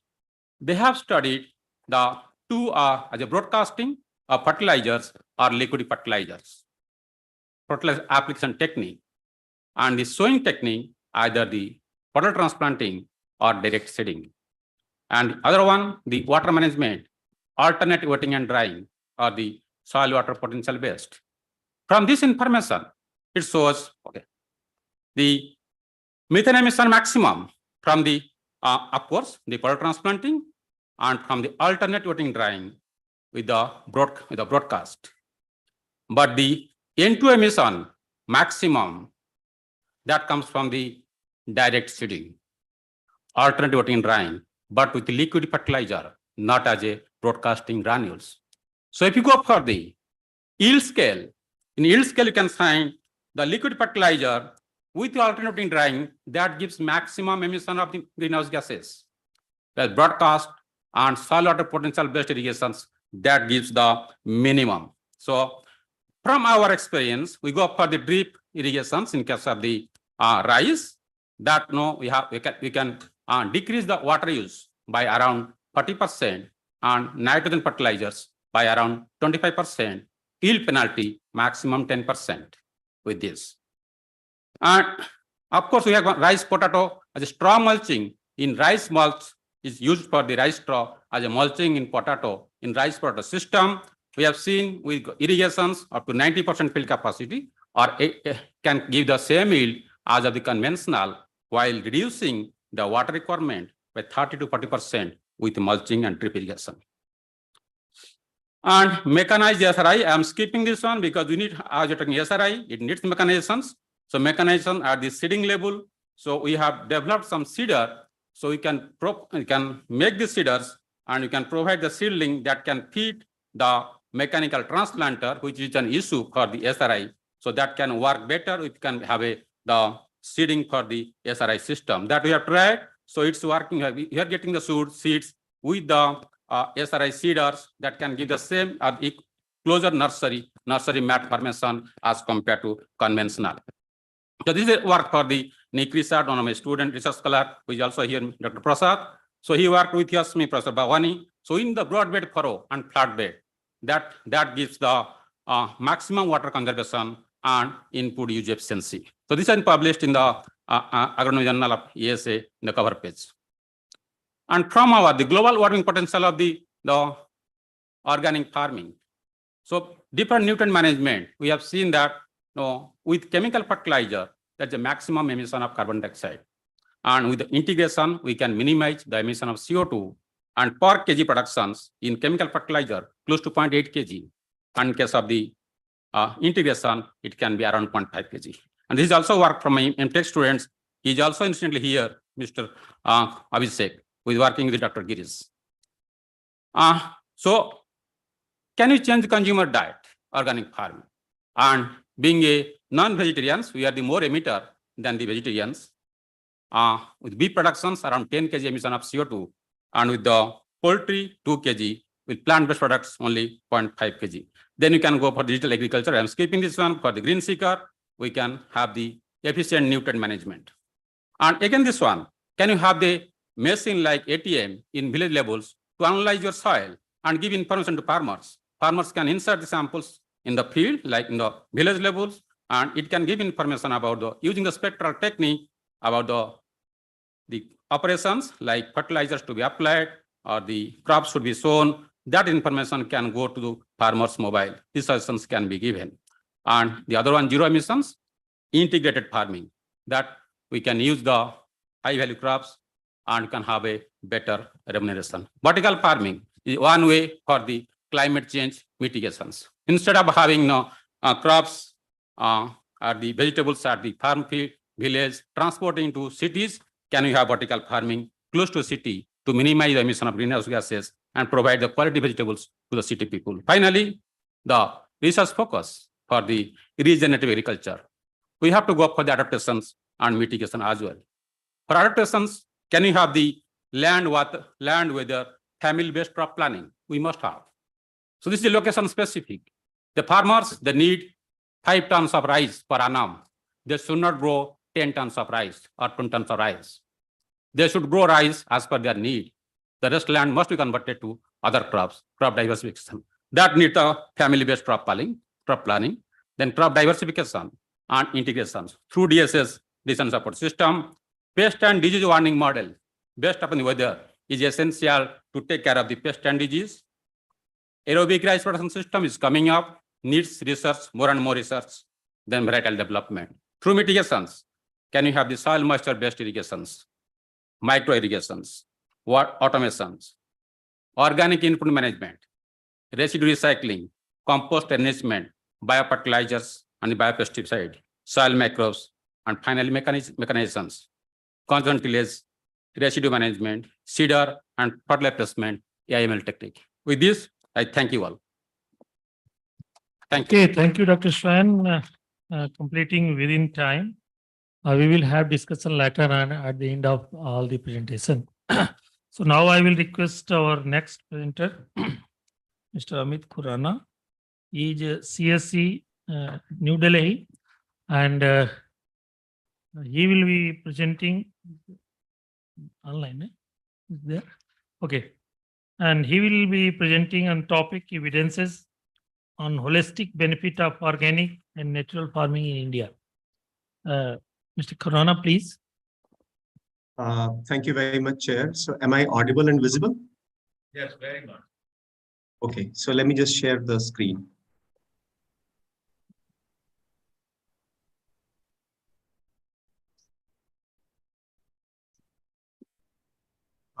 Is it fine? Can everyone see it? See it? Yeah, perfect. Okay. So thank you very much for the opportunity, ICRISAT and DST.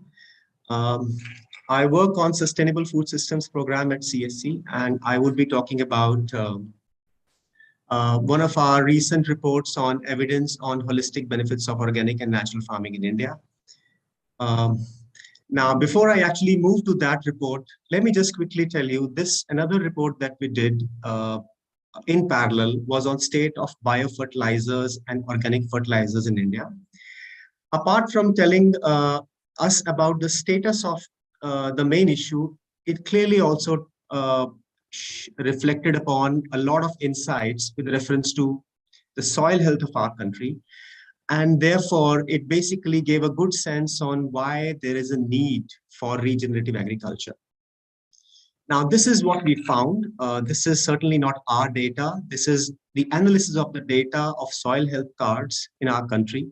You can clearly see the state of soil health in our country, 5.27 crore samples, 2 phases of data collection from 2015 to 19. And you can see very high red bars in case of organic carbon, nitrogen, phosphorus, potassium, and for other micronutrients also, except let's say copper or manganese. So that's where we stand today in terms of deficient samples, percentage deficient samples out of 5.27 crore soil samples. Specifically, you can see the state level breakup of individual nutrients and organic carbon. Clearly, 24 states or union territories had more than 50% of samples as deficient. And you can see in 7 states, 90% of samples were deficient. That's a very sorry state of affairs. Situation is even bad for nitrogen. You can see about 15 states and UTs have about 99 to 100% samples all deficient as per the criteria. Same goes for phosphorus and same goes for potassium. You can clearly see a high number of states in our country having more than 90% of samples which are deficient in phosphorus and potassium. And all this is happening while the chemical fertilizer consumption in India was growing. And this graph basically gives an overall growth over the last 2 decades. And we all know India is a big producer as well as consumer of chemical fertilizers. So we are actually consuming about 63 million tons. That was the data for 2020, 2021, growth of about 83%. And we can clearly see a lot of this is urea. And all of this is growing, while we also know, on the other hand, we've just seen the state of soil health in our country. So there is some connect. We have to see what is that connect. Now, why this report, which is the main part of my presentation today?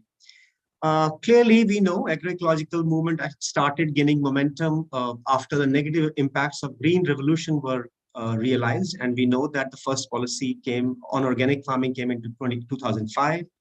But subsequent action has been half-hearted, if I may say so.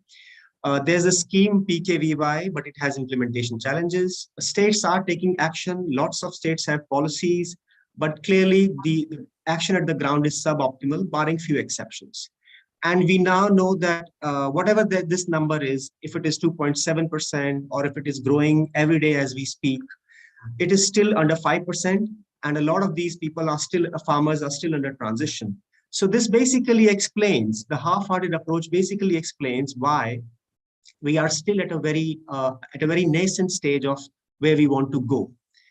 But why this half-hearted approach? Clearly, the main reason is the lack of conviction among policymakers. And that is essentially because of 2 reasons. One, Limited consensus among the scientific community. We know that, we have been experiencing that. We're trying to address that issue, all of us collectively together. And then there's a singular view that is towards yield to assess the non-chemical agriculture practices. And both of these actually can be attributed to limited evidence, which in my view, in our view, has been building up over the last 2 decades, but has failed to catch the attention of the policymakers.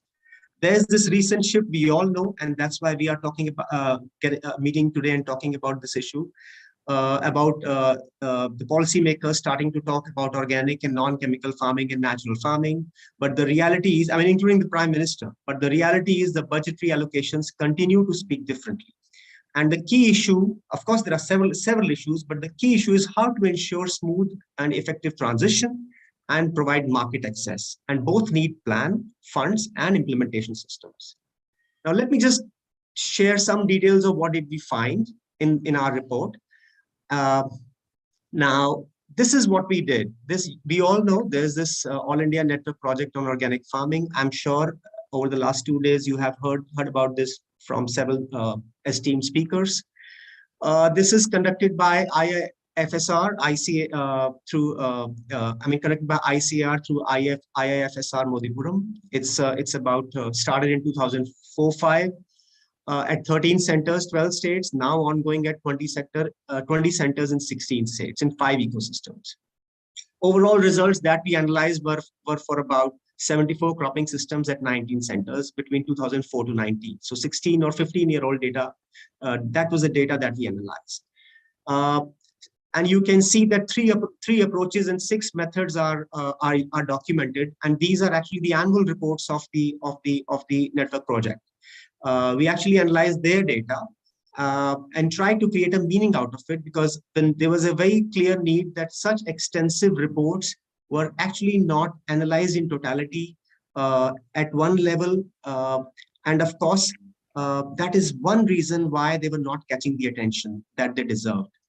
The second part of this was the scientific studies. In addition to the network project, we analyzed the organic and natural farming related scientific studies that were published in India during 2010 and 20. So and these were about 90 unique scientific studies that we analyzed.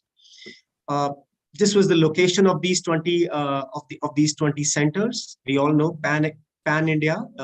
You can clearly see in several states.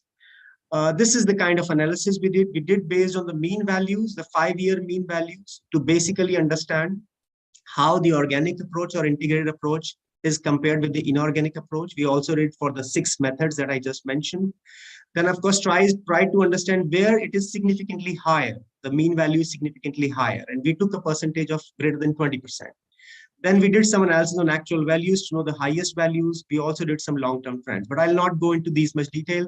I'll just straight away come to the result.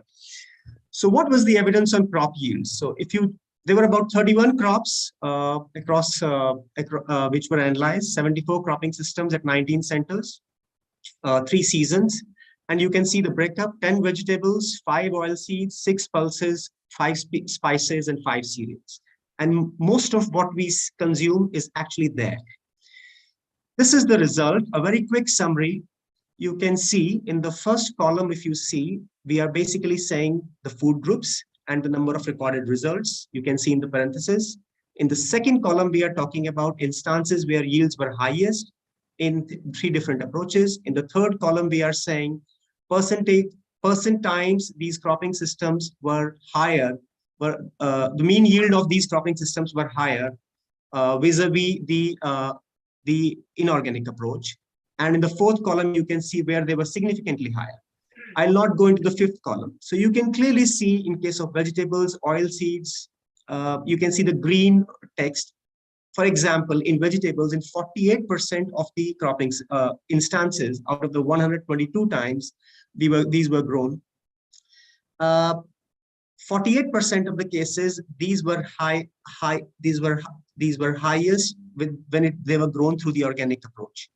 Similarly, when you compared the mean yields with the inorganic, you could see that with the organic approach, in 70% of the instances, these were higher than the inorganic compared to 63% in the integrated approach. So that's how you can very quickly gauge with the green bold text how the organic fared vis-a-vis integrated, vis-a-vis inorganic. Some highlights from particularly on the natural farming aspect from the scientific studies. So these were the crops where the yields showed higher yields with natural farming: maize, groundnut, sugarcane, finger millet. And the transition time, with reference to transition time, we could clearly see that yields usually improve over time with organic inputs and bio inputs, yes. And some crops may take more time, and some may take less. So that's something which is similar to organic farming, but I'm just talking about the natural farming here. Let's talk about the soil health and environment evidence. We did it for now. Here we are talking about organic carbon and available nitrogen, phosphorus, and potassium. You can see organic carbon was evaluated for 9 centers, 5 ecosystems. NPK was evaluated for 16 centers, 5 ecosystems. Here again, you can see the trend on organic farming, on organic carbon. I mean, in terms of the cropping systems showing highest mean values, and then of course higher than inorganic mean values, and then of course significantly higher than mean values. You can clearly see the trend. Organic is clearly faring much better. Integrated is followed by integrated, and as compared to comparison with the inorganic approach. If you see the long-term trends, we try to capture the trends in graphs. Those are presented in the report. The organic carbon was also highest throughout, with at all 9 centers. And collectively, if you see the available nitrogen, phosphorus, the mean values of all 3 were actually higher in 42% of the cropping systems in 10 centers. So collectively also, it was seen that yes, the organic approach was faring better. The other part of the soil health, which is about micronutrients, here you can see iron, manganese, zinc. All these, the results are very evident. Similar comparison, I'll not dwell much into this. Coming to the other parameters of let's say bulk density, rhizosphere, microbial population, phosphate solubilizing bacteria, soil actinomycetes. Again, similar comparison, and you can see how the organic was better than integrated in many cases, and of course much better than inorganic in many cases. Now about the evidence from the other studies, you can see clearly natural farming increases soil health and fertility, increases macro and micronutrients, organic carbon, soil enzymes, earthworms, soil respiration, microbial biomass, soil porosity, aeration, moisture retention, etc. These were the collected analysis based on the studies that we got. In terms of their impact on climate change and environment, clearly natural farming was known to improve overall resilience of crops to adverse climatic conditions. It improves energy and water efficiency, and it has potential to reduce carbon emission, prevents over-extraction of groundwater. So this is the broad summary put together. Similar analysis done on the cost, and cost, you can see the cost. This is the profitability part of the analysis, where we are trying to analyze the cost, gross returns, net returns, and the BC ratio. And you can see despite high cost of cultivation in organic. So just to let you know here, because these were scientific projects, the organic inputs were largely procured from the market, and that was the reason that we could understand for high cost of cultivation in organic. But despite high cost, you could see the other parameters, they were very favorable for organic, for example, gross return and net returns. So that's on the profitability part.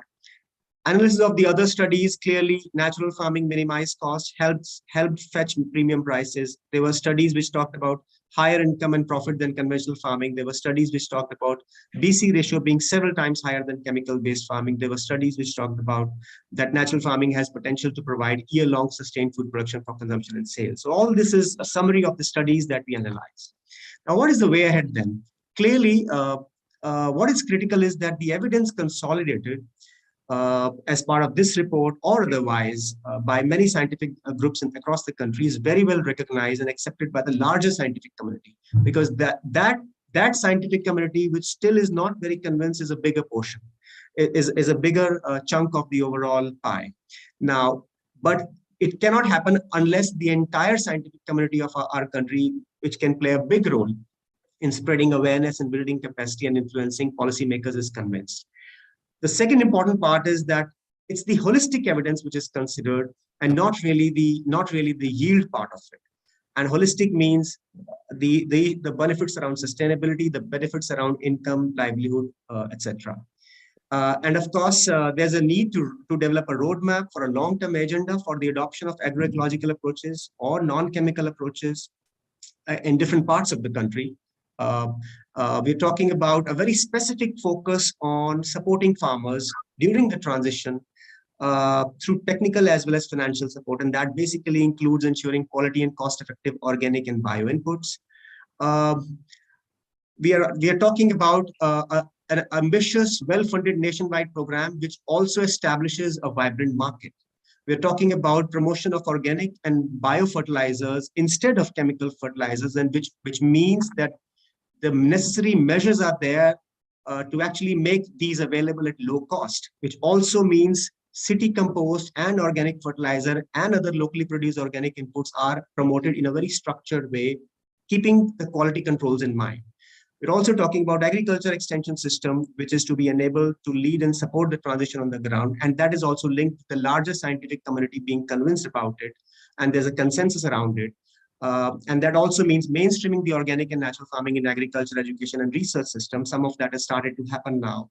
We're also talking about certification process, which somehow sooner or later back and forth is creating problems, and we need to solve that issue so that it is farmer friendly and it is low cost. We're also talking about much stronger state action, because ultimately it's about states. States have policies, but action and implementation is missing. A lot of announcements are happening, but we really need to see how far they go and how strongly they are supported by very just action. So with that, I conclude. Thank you very much.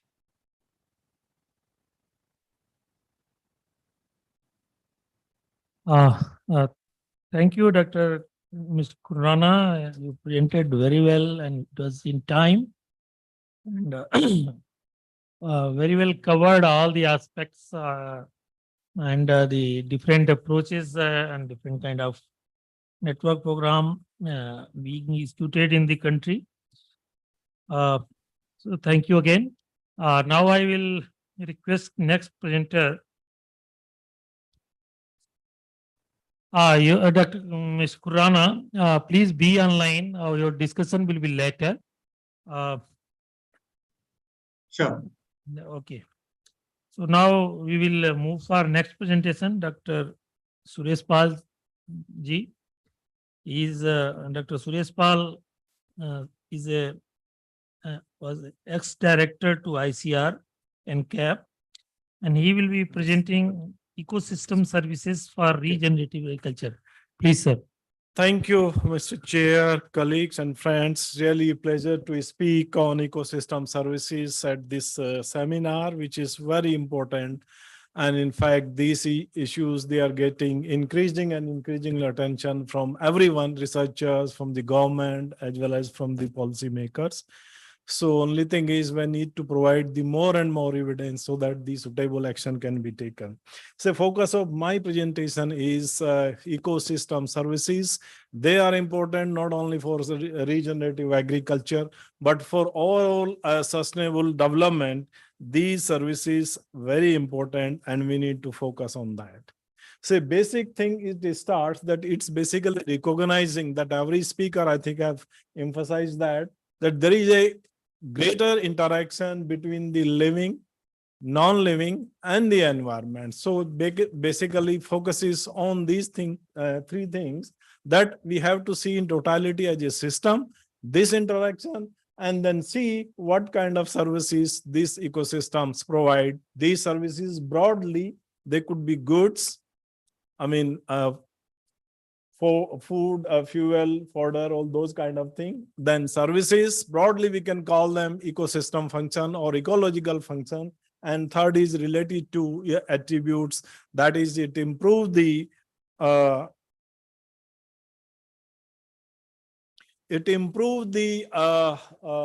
structure of the system. It improves the what we call the other broader dimensions of the systems. So these services, they are very important. It's not able to move.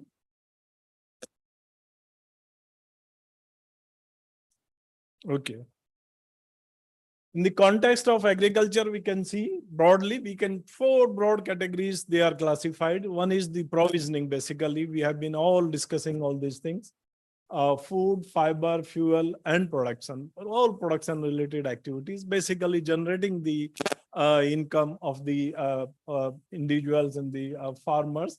Second is basically the supporting services which are provided by these ecosystems, improving the soil fertility, helping in formation of, let's say, better soil formation, improving the biodiversity, all those kinds of attribute of the ecosystem. So these are supporting services. And then we have the regulating services. They are very, very important for the functioning of the ecosystem. And these are related, let's say, soil retention, pollination, then related to this climate change mitigation, then all other things, basically, they come aesthetic landscape that has also some utility for the societies. So we need to consider, but broader focus in the context of ecosystem services is mostly on supporting and regulating services. And these you can again broadly call ecosystem, this ecological functions of the system. Now, the point is why we need to focus on these services, why we need to quantify. The basic thing is that if these services, they are important for the system, we need to quantify how much benefits they are generating and who are benefited from those benefits which are generated by the system. And then if you have some support for promoting these ecosystem services, so where we need to provide that support, which kind of services they should be available.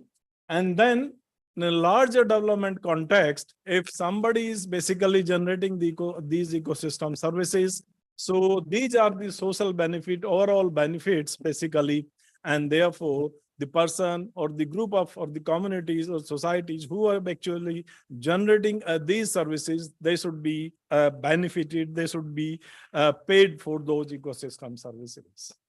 Now, in the literature, different kind of methods they are used for valuation of the ecosystem services.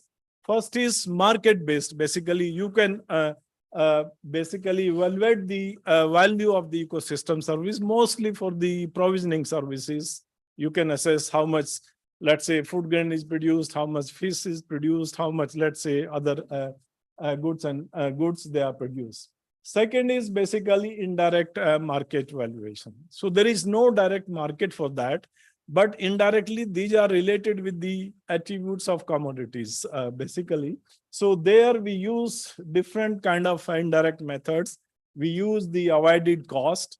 If there is something, some damage has been done, so how much is cost will be made by or incurred by the government or maybe a society to reverse that loss.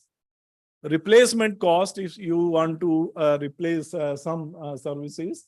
And then sometime these indirect methods, what we call this hedonic pricing, all those things. So it's not exactly the market value of a particular commodity, but indirectly, best example which is given that if you want to buy a flat, okay, so the value of flat is there, but a value of flat, if it is a more scenic beauty, more kind of greenery around, so that has more value. So it is not the actual price of the, let's say, the unit, but it is the things around. So if they are better, certainly the prices will be higher, and we try to capture that particular higher, say value, which the consumers, they are willing to pay. Then another method, we use this contingent valuation method. And here actually different kind of experiment they are conducted. And the focus is how much consumers they are willing to pay. If I require, let's say, good house with lot of greenery, how much I am willing to pay. If I want to, let's say, go to some other place for something, so how much I want to, let's say, spend on travel, I want to spend my own stay, all those kind of things. So that is exactly the positive aspect, and then all other kind of, but basically these are two market-based and the non-market-based methods which are used. Now here, this is one of the reviews, a little bit dated. Here you can see for different ecosystems.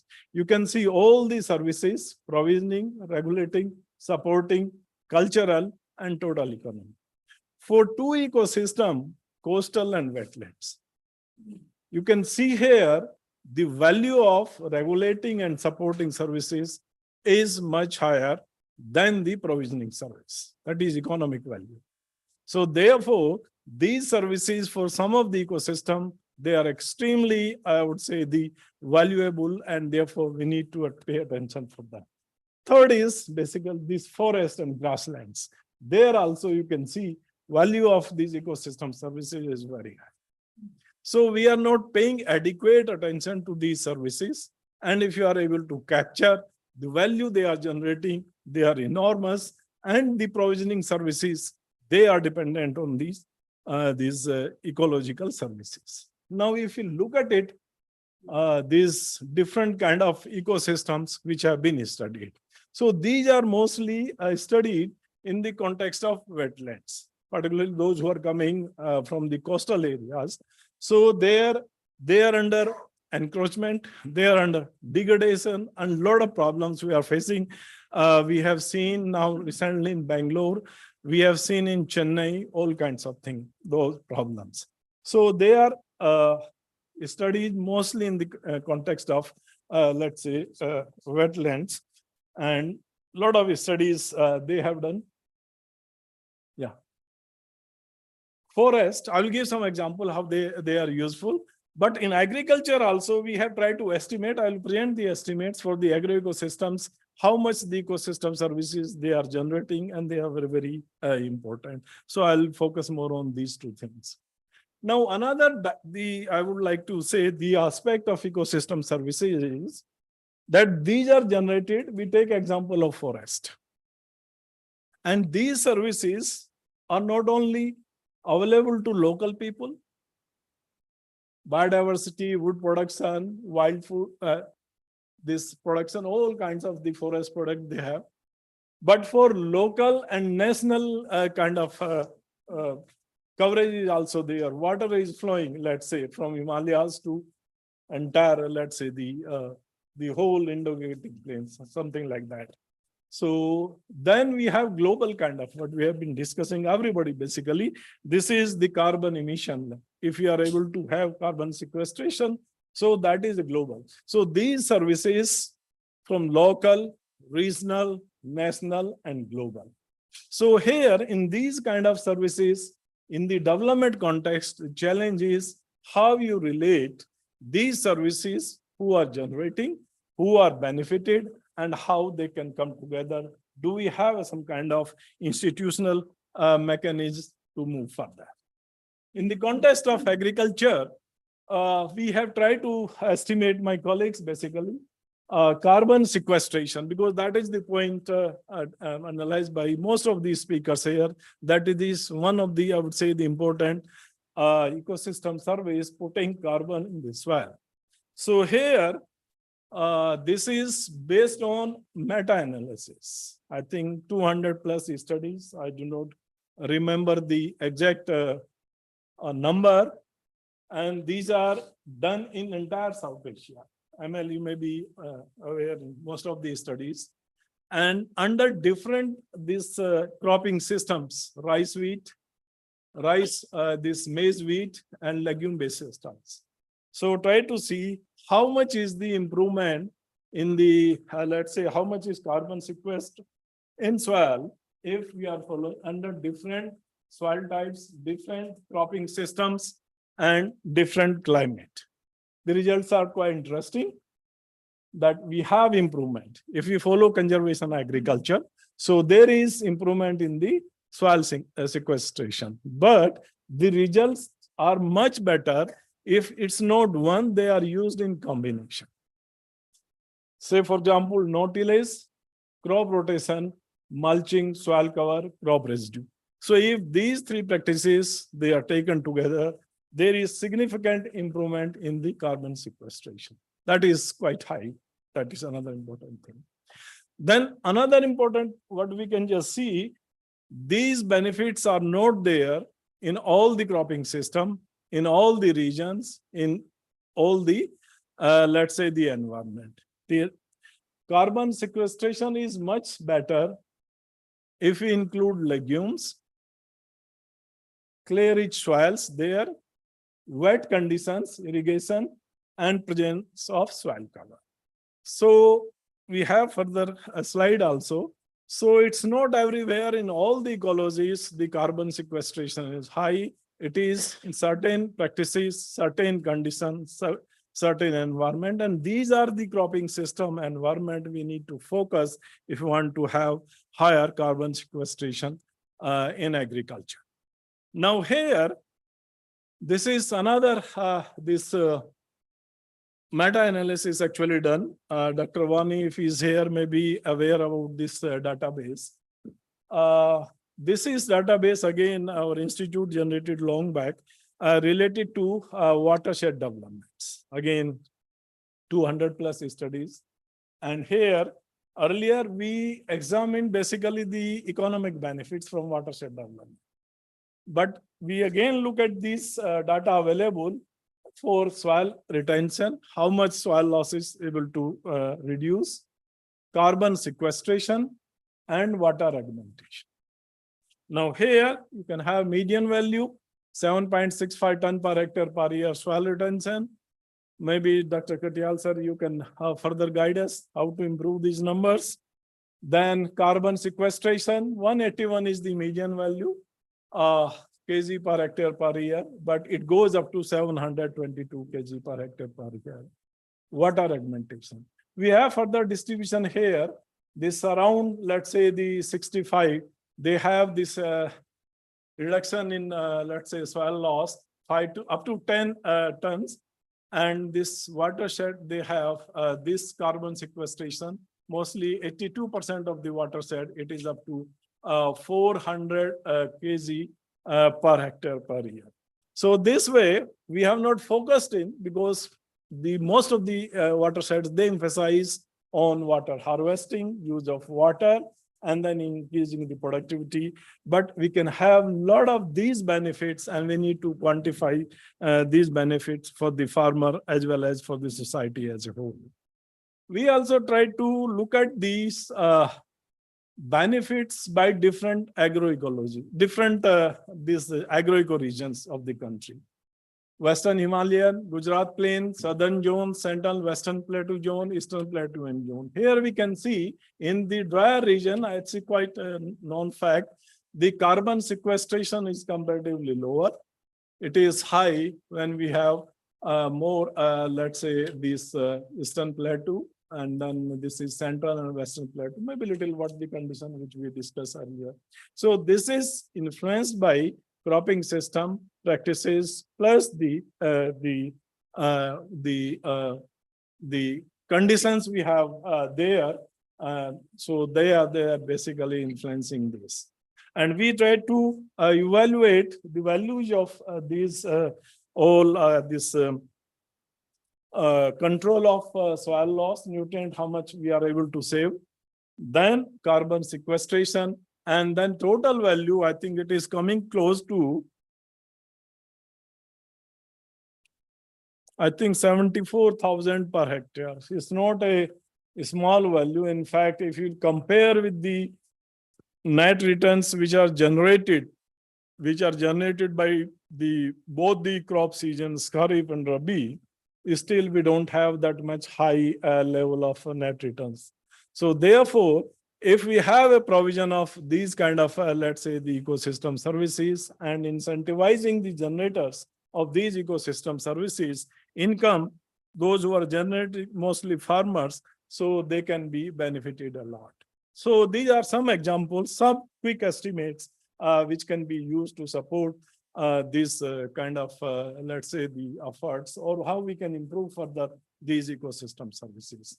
But how we can incorporate or institutionalize these ecosystem services in the overall development of agriculture and development, sustainable development for the economy as a whole and society. One is the tank irrigation watershed we have seen.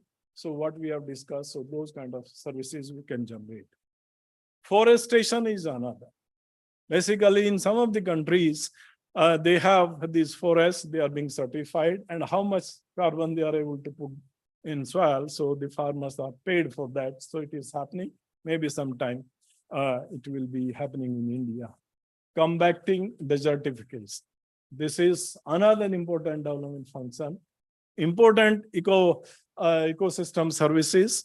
It's not only improve if we be able to arrest this desertification, not able to, not only able to increase the productivity in the arid system, but provides clean environment. In fact, cities, summer you might have seen, a lot of storms, they move from Africa to different regions. And by UN, the United Nations, as well as other governments, they are thinking, we need to have the green corridors if you want to arrest these kind of spread or arrest this desertification. It's a very high priority, one of the development goals we have. Then crop residue management, basically one for the, let's say, carbon sequestration, but another, the crop residue management, it generates basically value for the society. The pollution it is being created, it is coming to metros. So those who are benefited, can they support? And if they can support, how, what is the mechanism this? So the point I want to make here, that first, let's recognize that ecosystem services, they are extremely important, not only for the ecosystems or agriculture, but larger sustainable development context, they are very, very important and we need to promote.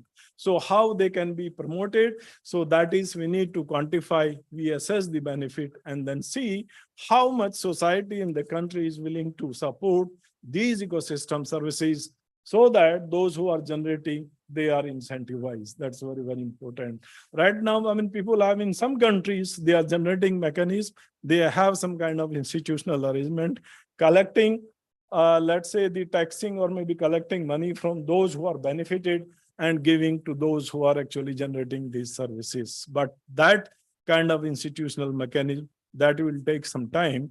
So what is proposed, that we start with for very, I'd say, the important ecosystem services, at least the government can start incentivizing the those who are generating these ecosystem services, and that will pave the way for further institutional mechanism. We are talking about the carbon market, carbon trading, all those things. That is another mechanism, but that is yet to take place.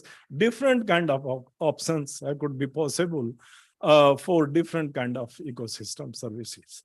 So with this, I thank you again for your patience in listening to the presentation, and thank you again, ICRISAT, for giving this opportunity. Thank you very much. Thank you very much, sir. Very well explained. Services and its quantification, different aspects, and what is the need as on the day. It's very well explained, and this is the new area. In fact, sir, we are struggling to do research at CRIDA, but many things I got acquainted that has to be also included in our work. I will discuss you later on.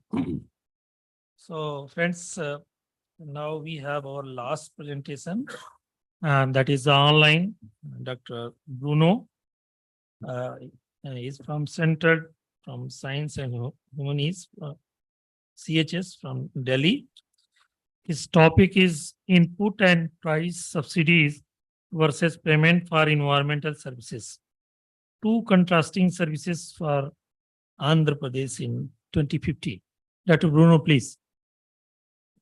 Can you hear me? Good morning. Yeah, we are hearing. Okay, that's fine. I'm calling, I'm from France. I'm now based in France since the beginning of this year. So I will try to share my screen. I will hope it will work. Does it work? Yeah. Perfect. Is it okay? Yeah, that's fine. Okay. So dear colleague, I'm very honored and grateful to ICRISAT for inviting me to share views and work on natural farming in India. And I thank the previous speaker for having very well introduced my presentation, which will be quite different, I guess, from the other one. Today, I will present you some preliminary output of our foresight study Agro-Eco 2050 with the government of Andhra Pradesh, the FAO, my research institution in France, CIRAD, and a group of Indian experts of about 30 persons. With this preliminary result, I will also present you some basic estimates I have made regarding public incentives to reduce the huge and growing inequalities that prevail in Indian society today. Well, I have to go to the next slide, and it's always a problem. Wait, I never know. There is always, I don't know how to move to the next slide. Well, yes. Is it okay? Yeah. Thank you. In our foresight study, we imagine and compare two contrasting scenarios for Andhra Pradesh in 2050 based on two archetypes of socio-technical regimes. That of industrial food and agriculture, which prevails in India today through the techniques and institutions of the Green Revolution, and that of agroecology, which is embodied by the current development of the Andhra Pradesh Community Managed Natural Farming, or APCNF. Agroecology and APCNF clearly challenge our conception of land and labor productivity in economics or agricultural science. They challenge the current global regime of industrial food and agriculture. In other words, they challenge a set of aligned rules that currently dominates among scientists, government, firms, and users that together form a community for how to produce, use, and regulate specific products and processes.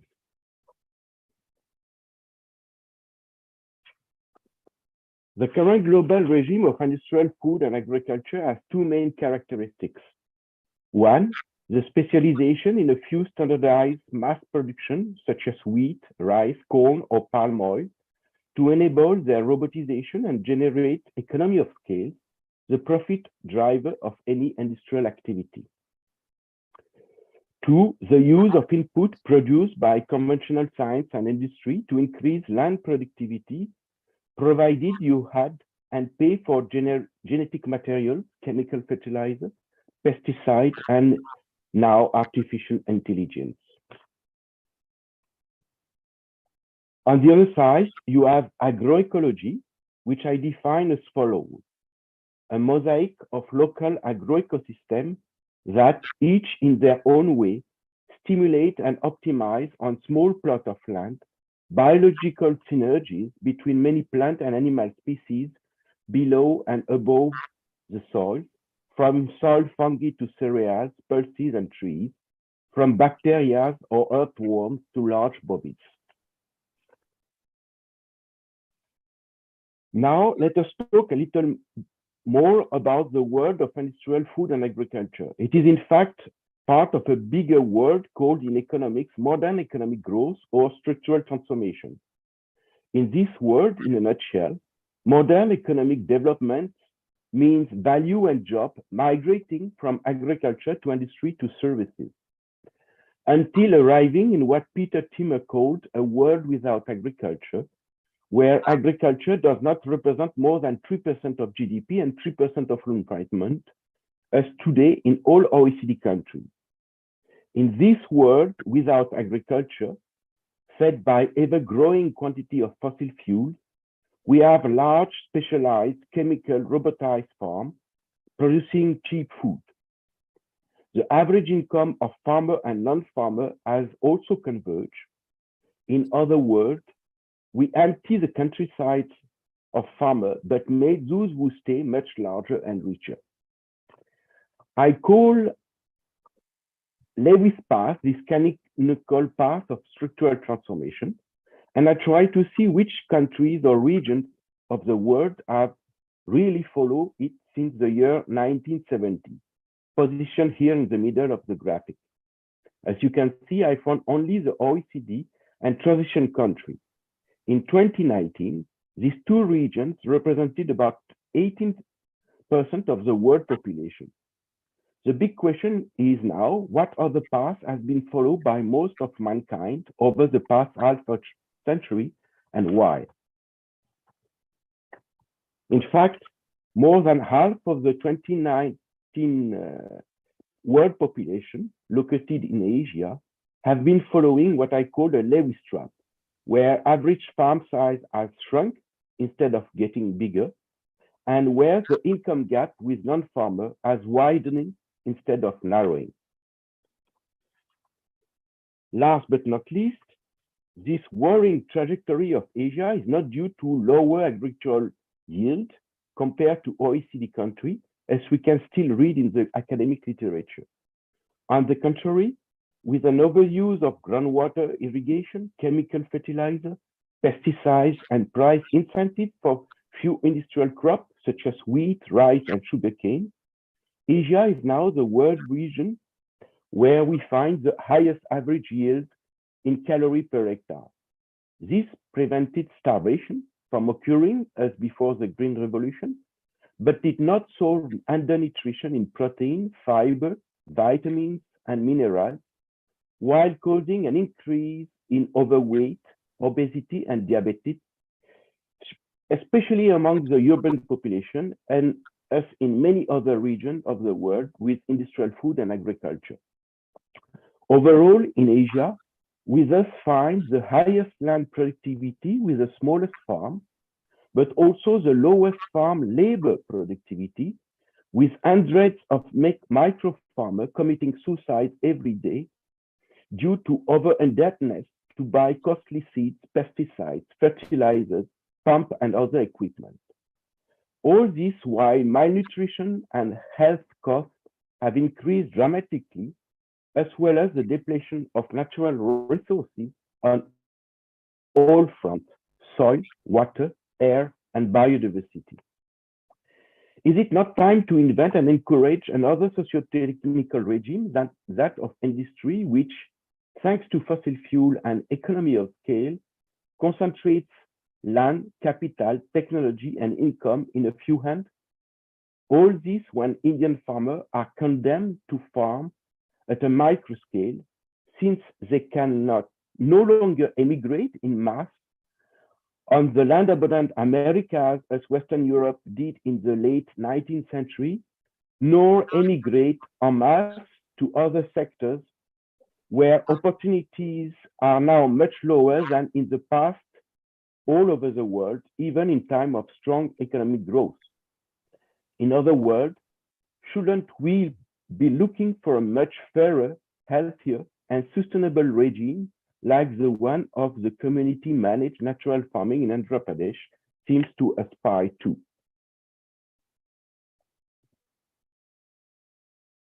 I will now present you some preliminary results of our foresight study AgroEco 2050, after reminding you here that Andhra Pradesh is a state of South India with approximately 53 million inhabitants and 10 million farmers in 2019, according to NSS survey. In the same year, Andhra Pradesh cultivated 6.2 million hectares, and 30% of its GDP was generated by agriculture and allied activities. As you can see in main figure, in 2050, Andhra's population should reach 60 million people, according to IEASA forecast, including nearly 35 million in the working age of 64 years old, meaning 3 million more in absolute number compared to 2019, but slightly less as a percentage of the total population. We kept this population projection constant in our two scenarios for 2050. Our two contrasting scenarios for Andhra Pradesh were developed through a three-component foresight platform with a think tank discussing possible future scenarios with a diverse expertise and knowledge of its members, and a quantitative model called AgriBio that I designed to foster collective foresight and the quantification of theoretical narrative optic.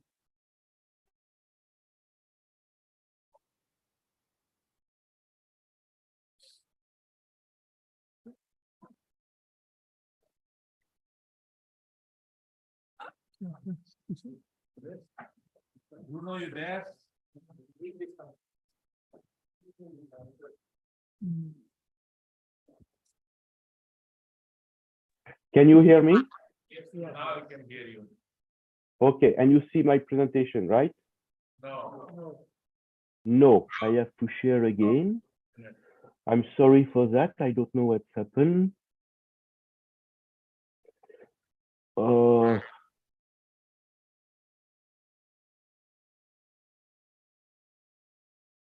Is it okay now? Yeah. Yeah. So our Eco 2050 collective foresight began in 2019, will end this year after a final expert workshop at Andrew Bhavan in Delhi at the end of November, and had three main objectives. Firstly, to provide an image of what could look like a complete agroecology transition in AP, especially with a view to better understanding the condition of such a transformation. Secondly, to compare this ideal type of transformation with the one of industrial agriculture, which has guided public policies, industry, agricultural production, and food since the 60s in India. Thirdly, to contribute to national and international debate and researches on agroecology and the future of food and agriculture, such as today at Hyderabad with ICRISAT.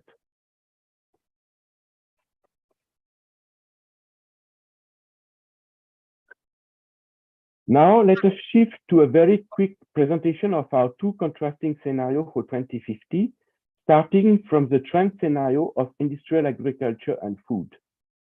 On the left side of the table, you have historical figures from 1980 and 2019 in various areas, from population and labor productivity, and the proxy of income inequality between farmer and non-farmer. And on the right side, our assumption for 2050 and various estimates that can be deducted from them.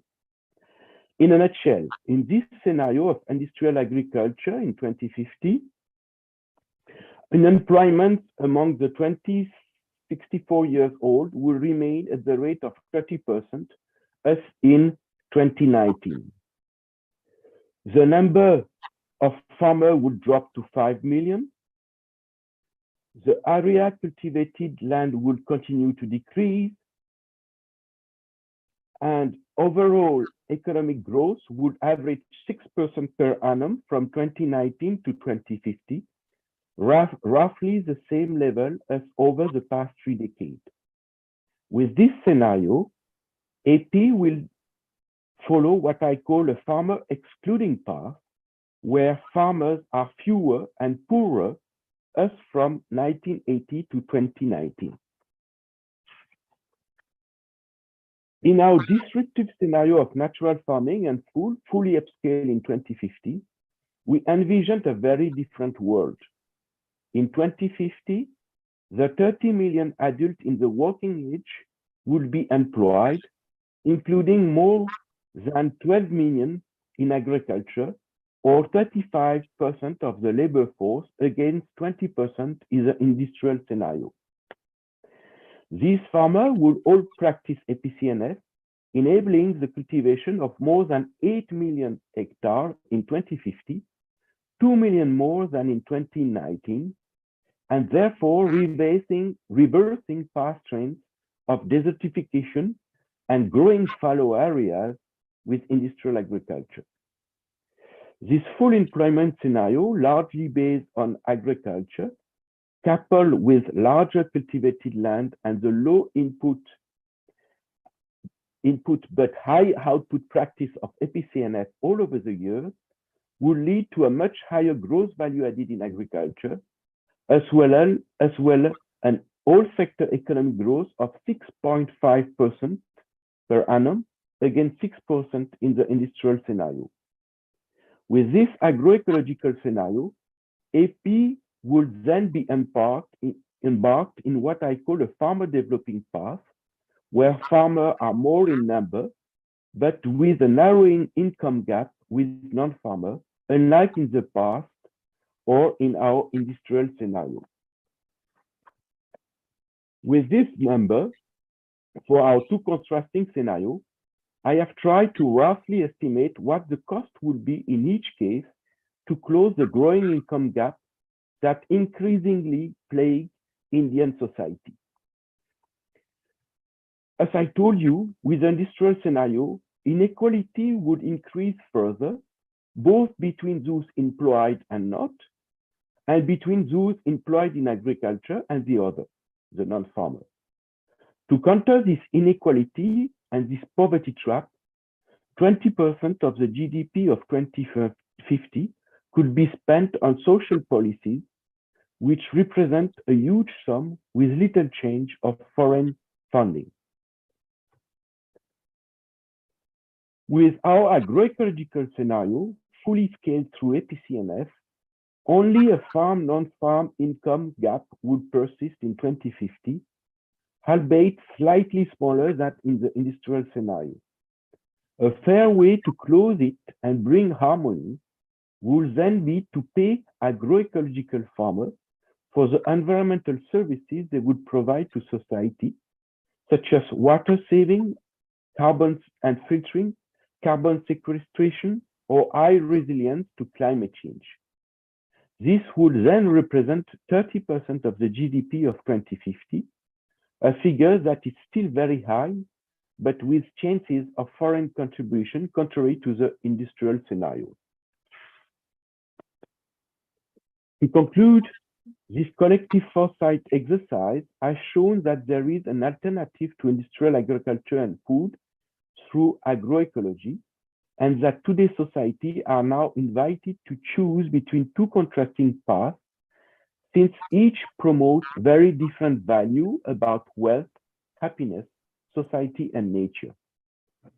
The first path is to continue to massively produce a few products that are processed, assembled, and differentiated downstream, where market value, investments, and jobs are increasingly concentrated, particularly to resolve the social and environmental flaws in the system, such as rising cost of healthcare, water depletion and pollution, soil and biodiversity erosion, climate change, etc.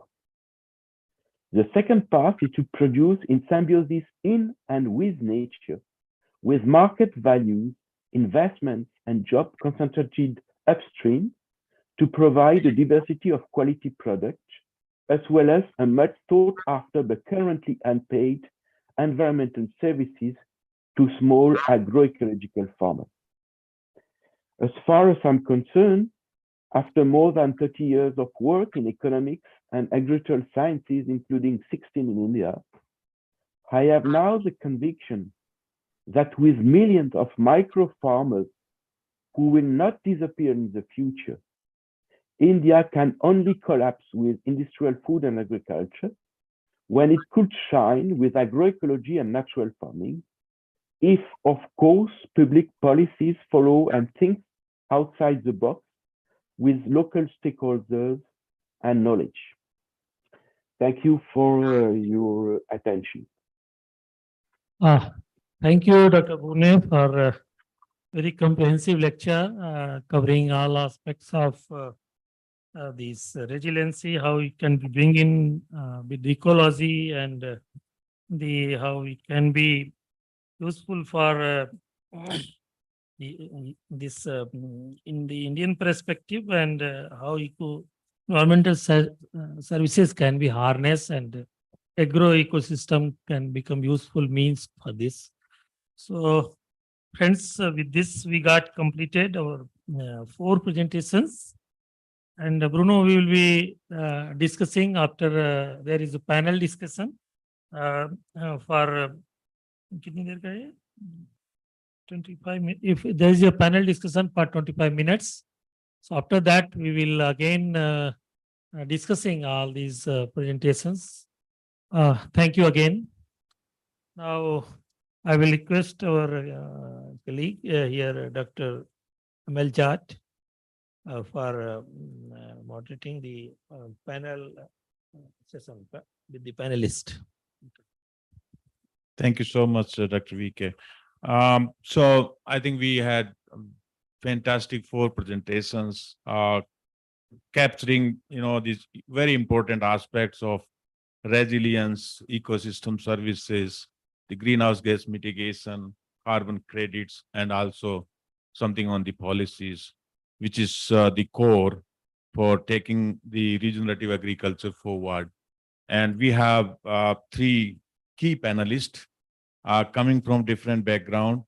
So taking from the presentations, I'll take one by one and request our panelists to further, provide their reflections on these aspects. So I start from Dr. Rasmi Sharma from DST. Madam, thank you so much for joining. I don't know how much you captured on the presentation from Dr. Khurana. I think you reached at that time. Yeah. So I take from there. And I think what Dr. Khurana indicated based on, when we talk about regenerative agriculture, we're talking about the soil. And in that context, based on 55 million samples, soil samples, he indicated the extent of the soil fertility, the carbon and the other nutrients, which is worrisome, basically. And that's why we are talking about regenerative agriculture. But in the context of regenerative agriculture, from the perspective of correcting that deficiency, the current fertilizer crisis, what we are facing, and also the food security, and we experience quite a few of those things. We lost 10 million tons of the wheat productivity or production this year because of the climatic risks. And then we were, about to export, but then, we have to change the decisions. Now you see the rice also a problem because of the reduction in the area, and also the new diseases are coming, and also the nutrition. So how we contextualize the regenerative agriculture, keeping everything in view, so that we don't indulge into a problem. At the same time, we restore our soil health and move forward. So what is your take on that? Rana has captured 89 papers from past 10 years. Like in this context, what he has presented, data is the most important thing. So when you have mentioned about the losses due in crop production, so we need to capture the real-time data. So we need to have the data centers across the country. So because if we can capture the real-time data with respect to soil and climate and other aspects, then only we will be able to formulate the action points. So we need to create such centers across the country. So that is my take, because it is an important thing that we have to see, like whatever he has presented during his presentation, it was alarming, and we need to take quick action on that and in integrated fashion. Thank you, madam. So one follow-up on this. Very important point what you have indicated. I think we'll take that to the as a part of the proceeding. We need to create a data center, because data is something very, very important. But I think what data we have already, but we need to generate data also. Real-time data. That means we need to have more and more research on this. So very systematic, holistic research. As of now, whatever research is done, somebody is analyzing and putting them together. But I think a long way to go. So I think we need to have very focused, systematic research around that. That's what you are highlighting. Thank you so much. And maybe if time permit, then I'll get back to you again. So from here, I go to Dr. Shailendra. Dr. Shailendra, if you see these all keywords on this theme, I think what I would like to know from you is, what are the the elements which are really critical in terms of multi-dimensional or multi-criteria indicators approach? And around that, if you look, in the context of regenerative agriculture, what research, you see is there and what research really need to do, because, it's not only the one indicator, because I think we can learn from the past. We focused on, one indicator, the productivity or profitability, and we have missed the other indicators. So what is your take on that, and what strategy we should be adopting so that we don't repeat those mistakes what we have done in the past?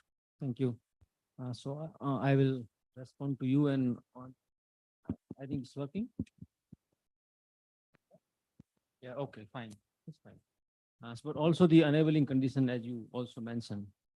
So when we are talking about the regenerative agriculture, so finally it has to be adopted by the farmer. So value proposition for the farmers, but also human welfare and national food security, which is important for the policymakers.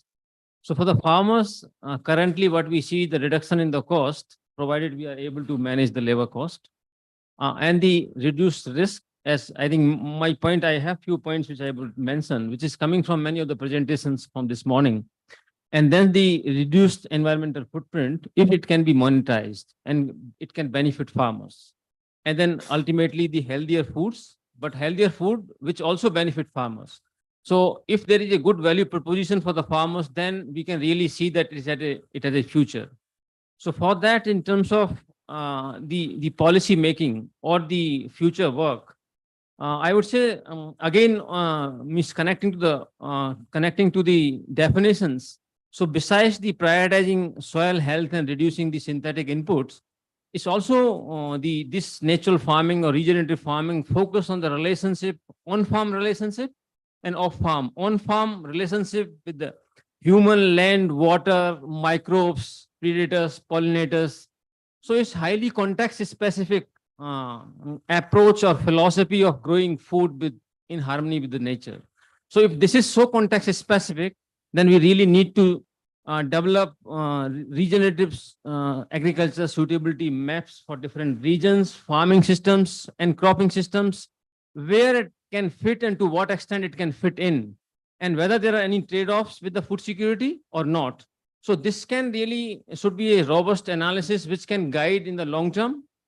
Now I come to the next one point is the price incentive. So price incentive in the regenerative agriculture is not really, we are looking for any certifications, but some sort of branding of the food which is more healthier, which can come, I think you can recall from yesterday's presentation from Nandi and others, the clusters or the FPOs, and then some sort of support them in branding that food and which can get some better market.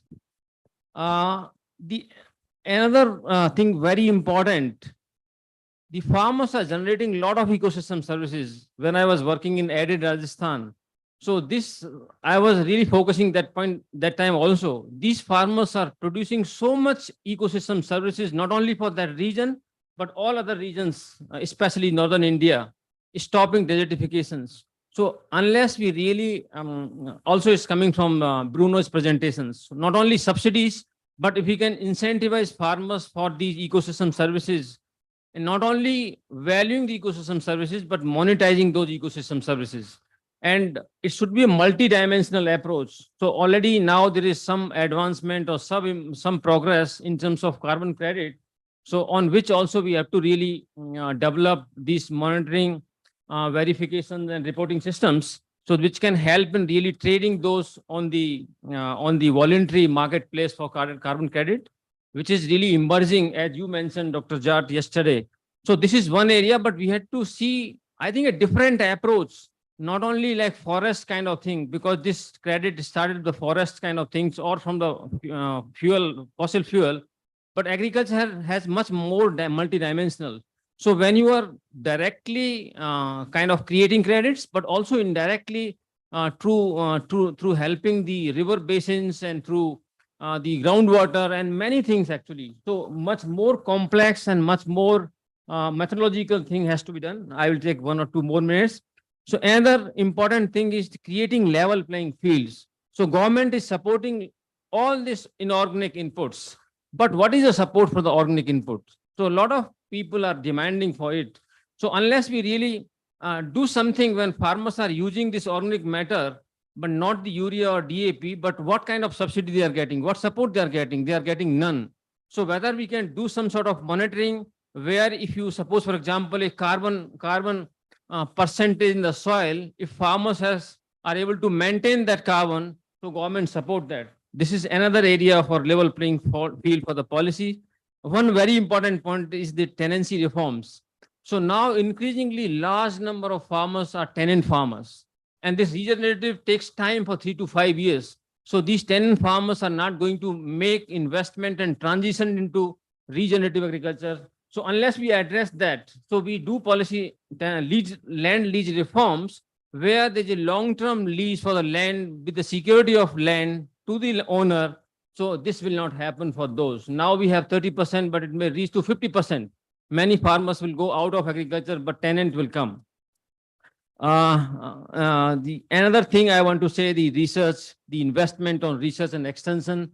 One is that you create that perspective in the existing funding mechanism or fund the research, but I think there is a lot of investment required. Lot means, I think, prioritizing investment, location specific research on research and extension for the regenerative agriculture.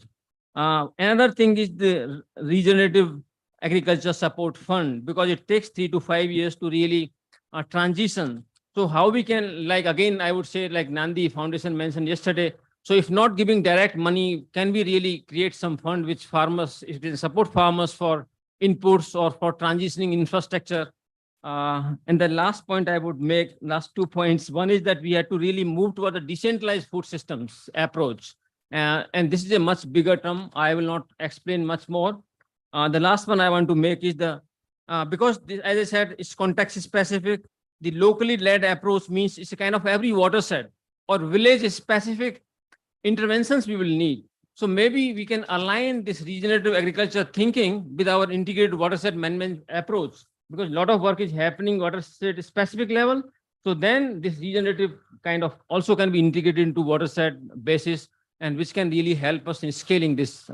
So I will stop here. Thank you. Thank you, but I will have a follow-up. I think you mentioned the regenerative agriculture suitability map, which looks very simple, but it's so complicated. It's just not simply mapping, but I think we need to see what criteria we use for that mapping, not only from the perspective of the crops or the cropping systems, but the market opportunities, inputs and outputs and everything, right?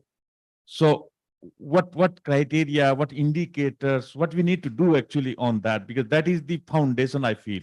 If we really talk about regenerative agriculture, I think that is the foundation. So Yeah, I think what's your take on that? so.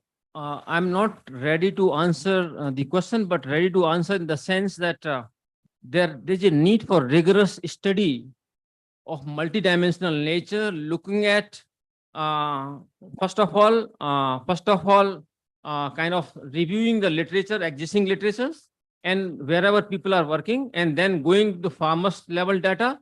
So which systems, which farming systems, which type of soils, where you go for kind of move or transition towards regenerative agriculture. You're looking at the trade-offs, looking at the other in terms of income, health. Maybe some systems are really so vulnerable, so polluted.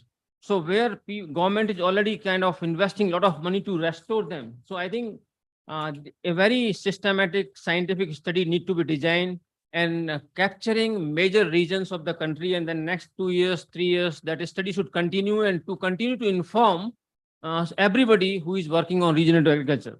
So that much I can say at this stage. Thank you. So move on to our third panelist, Madam Kelkar. Thank you very much, Madam, for joining.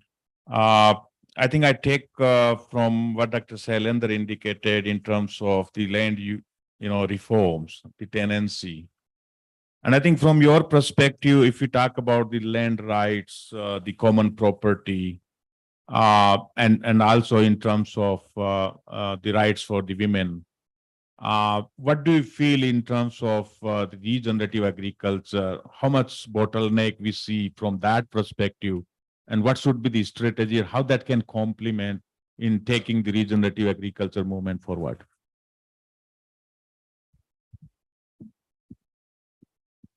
I wanted to draw attention to a missing factor in our analysis, and I word ours. So I am a political economist, and I include myself also in that. One of the things that we need to pay attention is really a nexus of gender, energy, and climate change.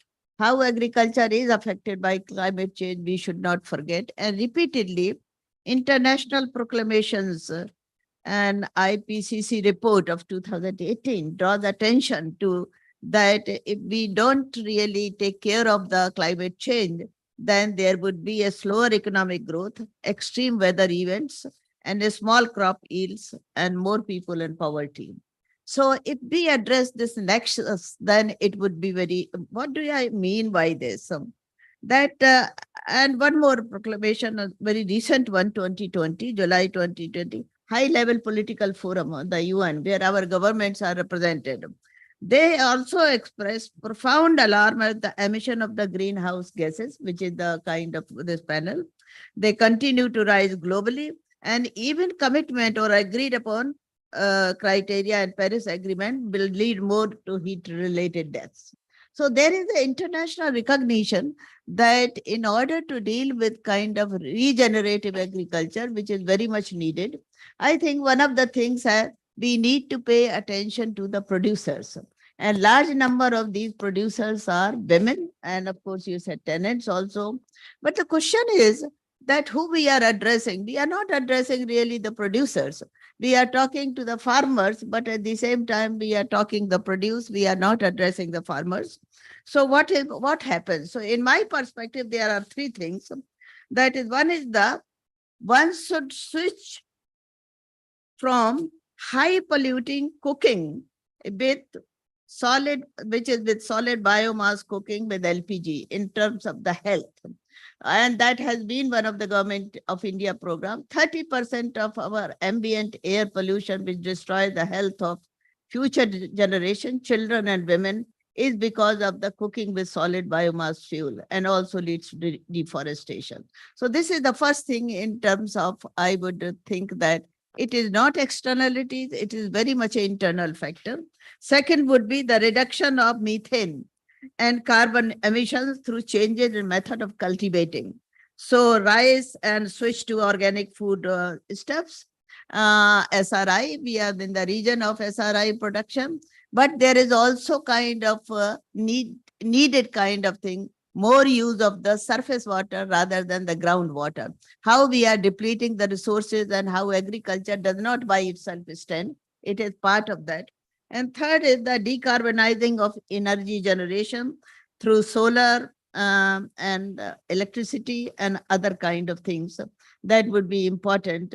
So this is and of course, the last thing I would do, and which is very critically important, we need to pay attention to the capability building and rights giving to women, because they are farmers, not because they are women. I mean, they are the cultivators, or large number of cultivators and tenants. So that is, they are farmers, they are producing, they are not really kind of even recognized as farmers. So they are workers in their own homes or in the society at micro, meso, and macro level. All these levels really needs attention to the kind of recognizing the rights or entitlement and building their capabilities. Thank you. Thank you, madam. If I take from what you have indicated in terms of the cooking, right?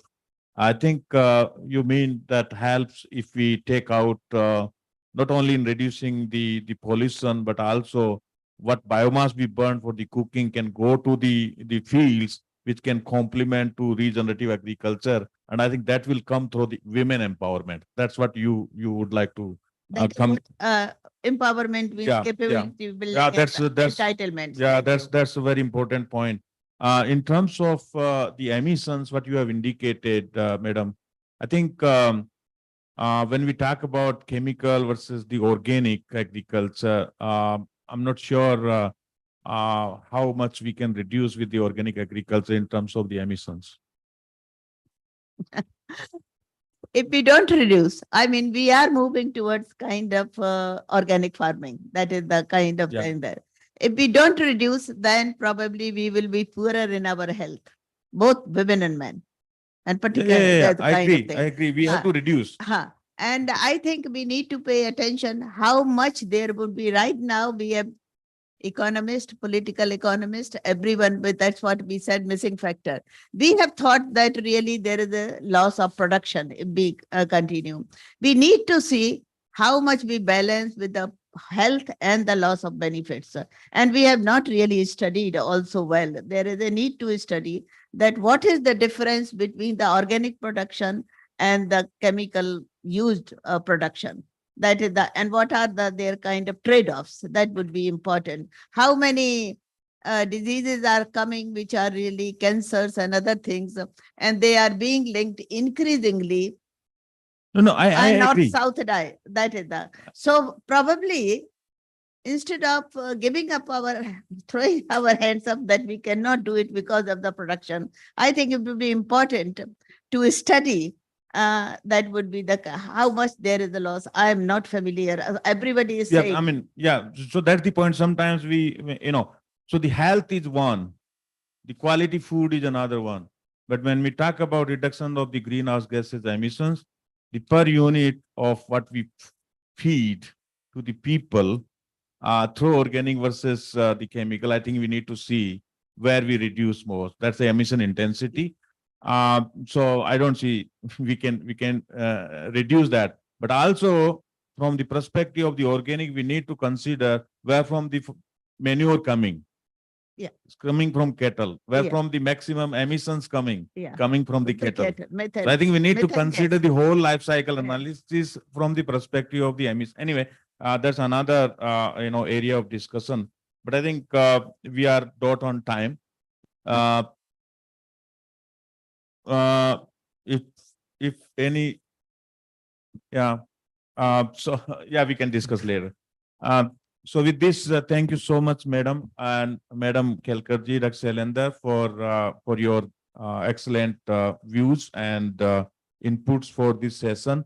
And I think we go back to the presenters for any clarifying questions. And Dr. VK, over to you.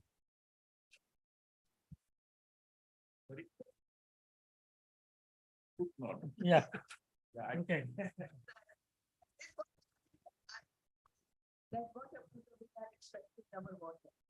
Can we say a conjunctive use of surface water, groundwater? Certainly. Let's start experimenting with this and then say that probably that what is possible, what is not possible. Through research and through application. Very true. Note is over. Thank you. Okay.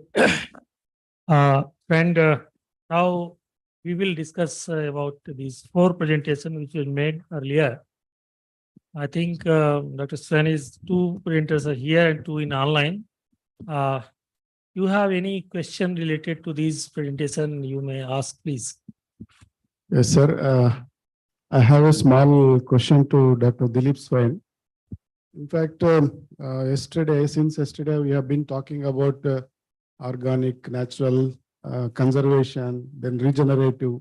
So many terms we are using. Of course, since we are working, we know the difference between organic farming, natural farming. But when we look at the presentation of Dr. Dilip Swain, he has mentioned so many practices, including conservation agriculture.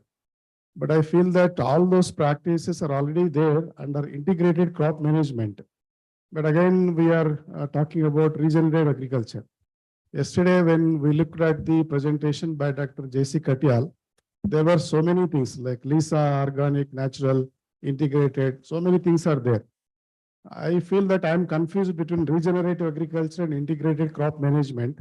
In fact, when we use the term regenerative, it is impressive. That I mean to say it stresses upon the importance that the practices will help in rejuvenating the soil health or biodiversity, whatever it may be. But when I say integrated crop management, it also includes all these practices present in the proposed in these presentations. Then why to use the different terms? I feel that I'm confused. Can anybody give clarification in this? Yeah, okay, so thank you. Now, as you said, we are practicing the integrated the nutrient management or pest management from, if you see the farmer's field, right? So there was the agriculture from beginning, there is no applications, only the farmers used to apply manures, whatever possible. Then at the beginning of green revolutions, when there is a need, there is change in the generation agriculture that shifted to chemical farming. And I'll give a example of European context. When the farmers tried to produce the organic food since 1920, it was as a farmer's interest, production driven market. Yeah. Just please differentiate between Yeah, integrated crop management, regeneration. Because we have all set up these practices in integrated crop management also. Right. But just to tell us the difference between these two, that's all. So here we are going for I the think less. that's how I will give this point for this explaining to all audience. Dr. Selen Kumar.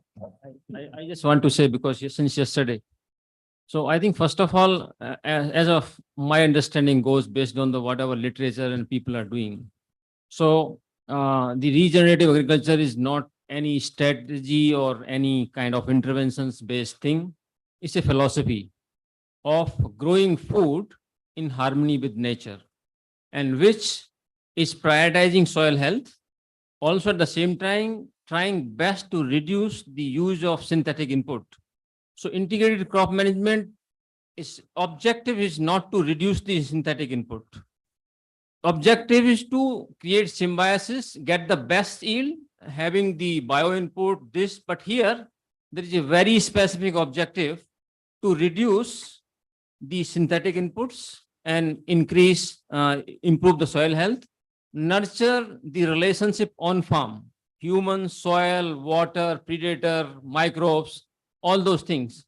So I think it is not necessary that everybody is using all the components of regenerative agriculture, and now we are started.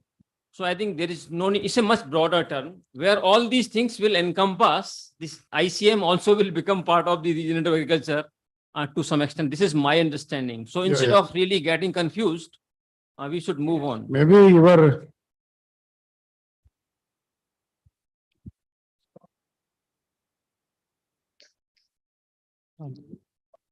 the hall where there are dots, but let's keep it to question answer. So I have a question. Yeah. So to Dr. Suresh Pal on the ecosystem services, sir, could you give some examples of countries where it's being done and for what kind of services they are being paid in terms of payment, actual monetization? Yeah, not particularly. I asked lecture 28. And I asked whether there is any mechanism there for incentivizing the farmers, those who are putting carbon into soil, and he said there is nothing. But there are some examples. It is happening. It is happening larger context. One is from Europe, that is for the forestry. So they have recognized that if you are growing this particular species, this much area, so this much carbon you are putting, so that is taken into consideration. There are some studies from China actually. So there is a lot of problem of desertification, and then they are trying to make it more green, or maybe try to take more water there. And they are not very successful in terms of mechanism, putting the institutional mechanism to collect the money from those who are benefited. But there is something happening, and they have taken this approach into consideration, that this much will be the cost and these much benefits will be generated. So right now, what I said, the government can support, but at a later stage, when the benefits they are established, they are realizing it, they will start paying for it. That is another thing. Third thing I would like to say, you might have maybe read, it was maybe a year back or so, from UNDP, UN Development Organization. One of the the SDG is related to arresting desertification. And the main point which they brought it forward, that how to arrest the spread of the sub-Saharan Africa, Saharan desert basically. And one of the things put forward by them, it's putting some kind of green corridor there, the entire in sub-Saharan region, so that it's not spreading further. So they have actually visualized that. Maybe I'm not sure whether they have a plan ready, but that is one of the actually options they are thinking. If that is the thing, there will be many actually people who will be affected. They will be giving their land. So naturally they have to be compensated. Sometime in India also. In India also, government mentioned, the Ministry of this Environment, Forest and Climate Change, that we need to have this kind of green corridor to arrest the desertification, or to arrest this kind of the sandstone storms which are coming and affecting the whole up to Delhi or maybe beyond that. So naturally, if you are putting a green corridor there for a station, so land will go. You have to compensate people for the land. You have to compensate for the effort they are putting. And that is, of course, there. And those who are benefited, actually, they have to pay it. It will take time because we are not used to this kind of thing, that I am driving these benefits. We are paying for what I mentioned, this for this flat. I mean, we prefer greener area around this. We are paying for that indirectly, but not for other services. We pay in terms of other services, like we go for ecotourism actually. So how much we spend, we go to forest or we go to some agriculture area. So there we pay travel cost plus our stay, all those things. So that is the cost we are willing to pay for that kind of service which we get. So like we go to this tea garden, all those things.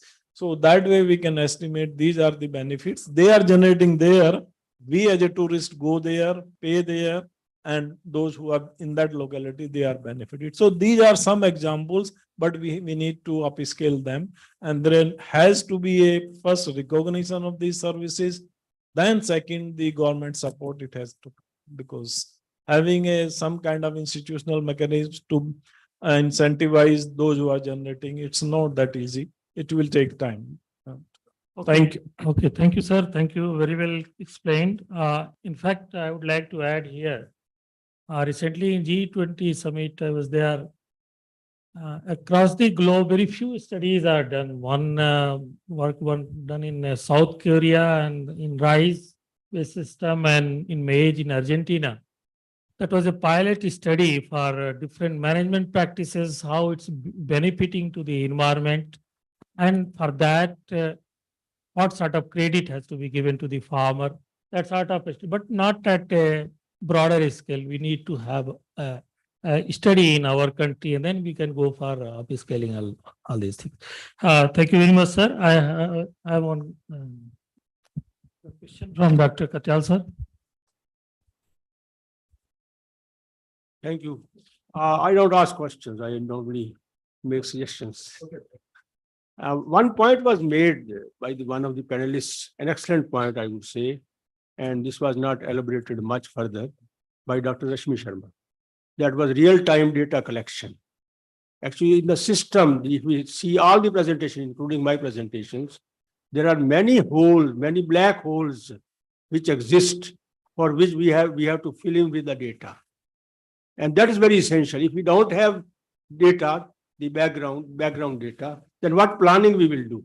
If we want to do planning, what kind of development we will do? What kind of investments will be made? So having real-time data, or the data which is basic for planning and development, must be collected. For this, I suggest that I am reminded before I say that, reminded of the model watersheds. You can consider revive that scheme, not in that way, but in different way. You can select 10 model watersheds across the country, across different ecoregions, and then they can be used as benchmark sites for data collection. These can be actually different. They will represent different production systems. They will represent different ecoregions. They will develop different management kind of plans. So all those things will be there. And in response to that, what kind of what kind of changes are taking place, whether in the biophysical resources like soil or climate or in socio-economic systems. So all those data can be collected over a period of time, every 3 years, every 2 years, from those fixed sites.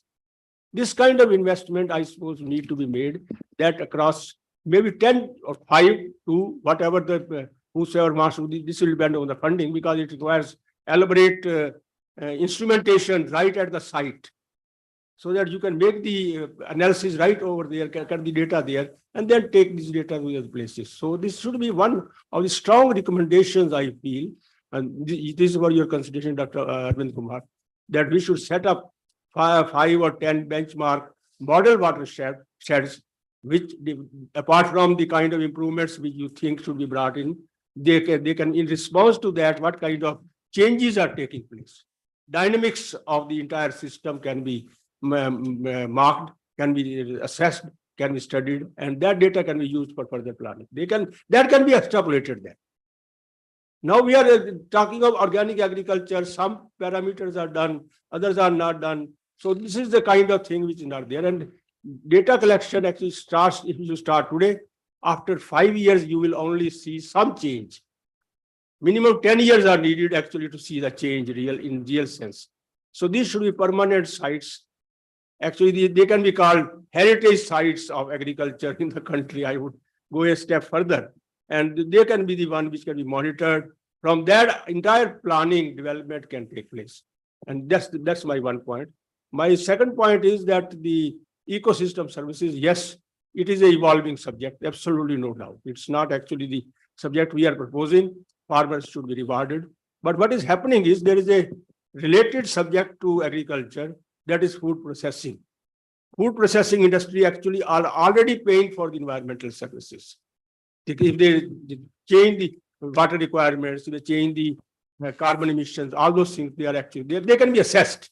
But agriculture is difficult to assess because the point will come, will the farmer accept cheap, costly fertilizer, and we'll pay him that later on we develop environmental services. These are the questions which are very, very hard to answer. It's an evolving subject, but it's an important subject. Thank you very much.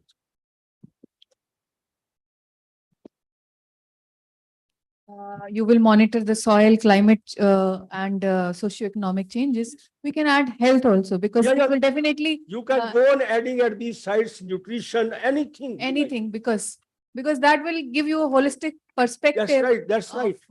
What changes we are talking about. This can be modular system where you can add. Yes. Tomorrow we think that energy is important. Let us add the energy there.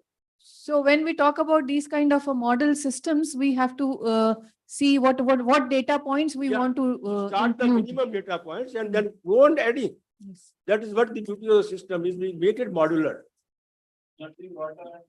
Carbon, whatever you want to see, productivity changes. So this is, I suppose, what productivity changes in response to chemical fertilizers, what productivity changes in response to organic manures, what integrated system, integrated farming system, because there will, in a model watershed, there will exist crop and livestock together. So you can monitor those also. Thank you. Yeah. My question is to Dr. Khurana. A very nice presentation and extensive data used in the presentation. The kind of result that I saw, Dr. Khurana, that organic agriculture work in this proportion, didn't work in that much percent. Whether you have gone insight into this, that where it worked, why did it work, and where it didn't work, why it didn't work? Okay. Thank you very much for that question. May I know whom I am talking to? Oh, this is, I'm Arvind Kumar. I'm from ICRISAT. Arvindji, thank you very much for this question. So this is the report, the 200-pager report that we released sometime in the early part of this year. And the question about why it has changed, where it has changed, is very well mentioned in detail in terms of which centers, what crop worked, what did not work. There are extensive tables which mention all the details about individual crop systems, which ecosystem which region, which center, how much of the difference. So all that is there.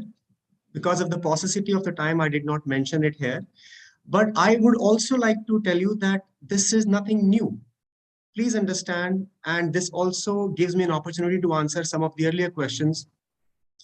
A lot of this is there already. This is an all India network project in 20 odd centers across the country, very systematically done for the last 2 decades, in about, let's say, 15 states, very structured data collection, 300-pager annual reports for each year. So this is there. We have just tried to simplify it. And the reason why we wanted to simplify it, because it was so much that it was not easily understood. The message was getting lost. And that is where I want to also mention that often there's this tendency to kind of do more research and more data. And I'm not at all saying that there's no merit in that. There's a great merit in that. There's a lot of gaps we know already are there. But we have to be mindful how much time we have. Time is a constraint here. We have actually reached a point where if we go back this way, we would soon be reaching the dead end. We would soon be reaching a point of no return. We may decide today whatever we want to do, but the farmer of this country is already doing it. Some of the states are already doing it. So we perhaps be focusing more on collecting live data from them, documenting their best practices, and see what is going on at their level. I somehow want to also take this opportunity to very quickly say, the question is not about what is good or what is bad. The question is about, I think that debate has settled. We may choose to agree, not agree to a certain extent, disagree to a large extent, whatever. The question is more about how. The question is more about how to encourage the farmer, how to create how to keep it profitable for him or her, specifically for her, and how to basically make it a very win-win situation for people, for nature, and for the livelihood of the farm. I also want to share a small perspective here that it's like saying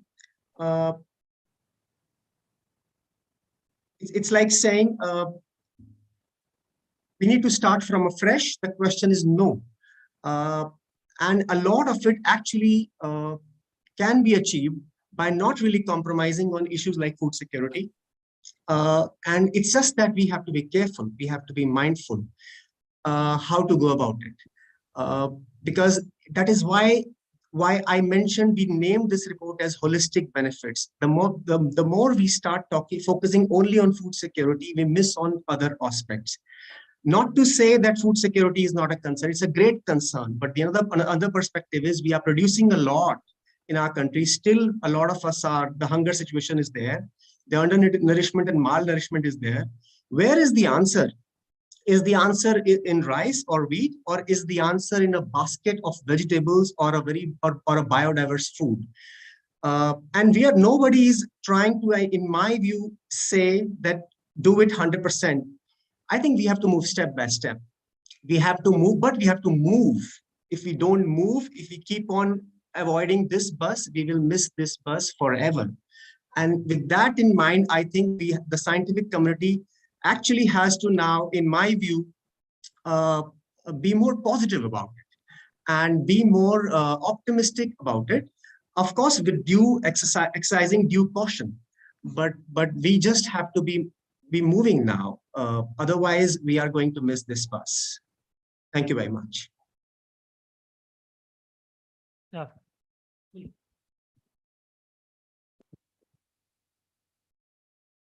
Yeah, thank you very much. I'm Shekhar, farmer from yesterday's presentation. And I like that great idea of Dr. Katyal of heritage sites of agriculture. And I would like to offer a place, that's Sagunabag, that's my farm. And we have got, fortunately, we have started this regenerative agriculture 11 years ago. And it has spread to 29 districts of Maharashtra, 25 different crops.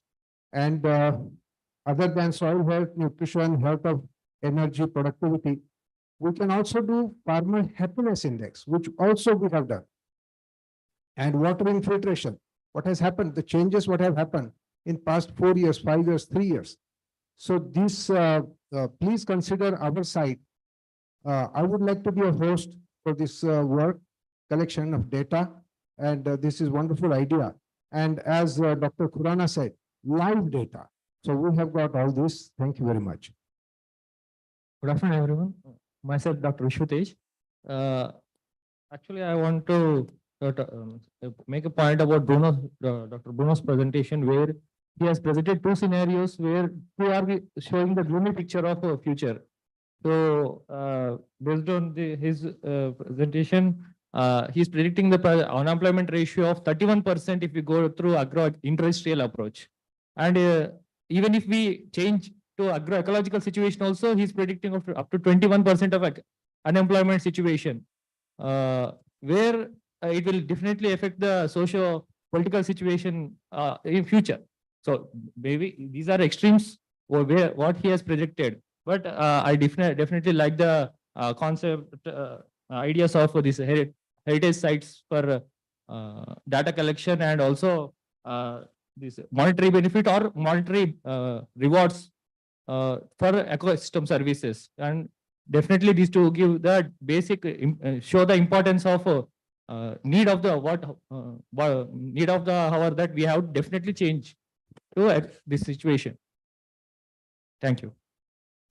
Okay, thank you very much. I think we have had very well discussed these all points. Now we have limited time, so I would like to just summarize in few sentences. Friends, all presentations made by our learned speakers were very well elaborated on the different topics, especially Dr. Swan. He explained how this zero hunger, the SDG goal can be addressed using core and the adaptation and mitigation strategies in agriculture. I would like to put here, we should, rather than the, in fact, there were questions also in that perspective. We should not think about individual crop or a methodology or a management. We should talk about typology. And based on the typology, the holistic approach has to be adapted. That should be our final approach. Dr. Khurana, he gave a broad picture of soil health and how it is going to be addressed by organic farming approach and PF network data, as he explained, different crops along with the ecosystems, and crop along with ecosystem and management, how it is going to affect on the soil health, affect on the productivity and economics. So that is one aspect which lies with regenerative agriculture, was also excellently presented and also discussed by friends. Those were very important points. And the Dr. Suresh Pal Sahab has given the ecosystem services. In fact, the one thing I find very well that he explained nicely how the services works. In fact, he told that it is interaction between living, non-living, and environment. That is the overall crux of the ecosystem services. And what are the parameters which we can deal with? What are the different segment of it? He has explained, and how it is useful in the Indian perspective, particularly. Sir, I have one idea. In fact, we are working in 151 districts of these NICRA villages. There we are working for reducing the carbon emission and making system as whole viable. Very good examples are there. Recently, I was in Ahmednagar, near to Sirdi. The rainfall is hardly 300 mm, and capturing that rain, they are getting throughout here the crops, and you will imagine the per capita income is more than 2.5 lakh in a village. During the past 10 years works, this kind of change occurred. And the ecological services throughout here, the greenery and the cost, and farmers were saying, because whole biomass is being recycled or utilized in the system, they are getting better price than the other people who are focused for one enterprise and putting the more inorganics also. So that sort of approach and tagging with this knowledge with the government schemes like Manrega, integrated watershed development, that may add again value to outscale and also to outscale these things. So, and lastly, Bruno has given the perspective what will happen if you go with the ecological services and the agriculture along with the regenerative systems, how it will be enhance the overall production profitability, employment, and other system sustainability. That was also very useful. Lastly, I will say our panelist has given very good input in terms of execution of these whole regenerative agriculture, like resource mapping, as it was real-time data centers. Yes, we lack for that, but I would like to inform this. Some of the work is already there. The agromets advisory is for agromet advisory at village level. At KIDA, it got started in 151 districts. We collect the information on real-time basis. Accordingly, agro-advisory services we provide, and the resources available with the farmer. Because bluntly, we can't say that this technology or this whole approach should go. Individual farmer varies in this country. So the characterization is important. Along with the real-time data, the advisory services can play a greater role. And also, Madam has highlighted the gender issues. In fact, yes, I agree. Once we go in the villages, this is a very, very common. Nowadays, mostly the women participation in agriculture is much more than the men participation, and that declining with time. So, but their skill and their knowledge and knowing the things, new innovations should be properly provided. Then only what we are discussing can be bring in at the real farming situation. With this, I will thanks to all of you, all the presenters as well as panelists, for giving a very valuable input, and all the audience for presence hearing and discussing which important issues. I will stop myself here, and I thanks to organizer for giving this opportunity to have with you. Thank you very much. Namaskar. Yeah, thank you very much, Dr. V.K. Singh, and my colleague Emil Jat, as well as all the four speakers, and then of course, Dr. Rashmi Sharma from DST, my colleague Shalanda, and Dr. Govind Kelkar, for making this session quite a graceful one. For the moment, lunch is ready, so we'll go, and I will entreat all of us to make sure we get seated exactly by 1 p.m. so that we can start the next session. Lunch is it downstairs? Yeah, downstairs, please. And I said, for those of you who joined today, washrooms, on the left top here is the one for the men, and then the right side is for the ladies. Just one more last thing. We have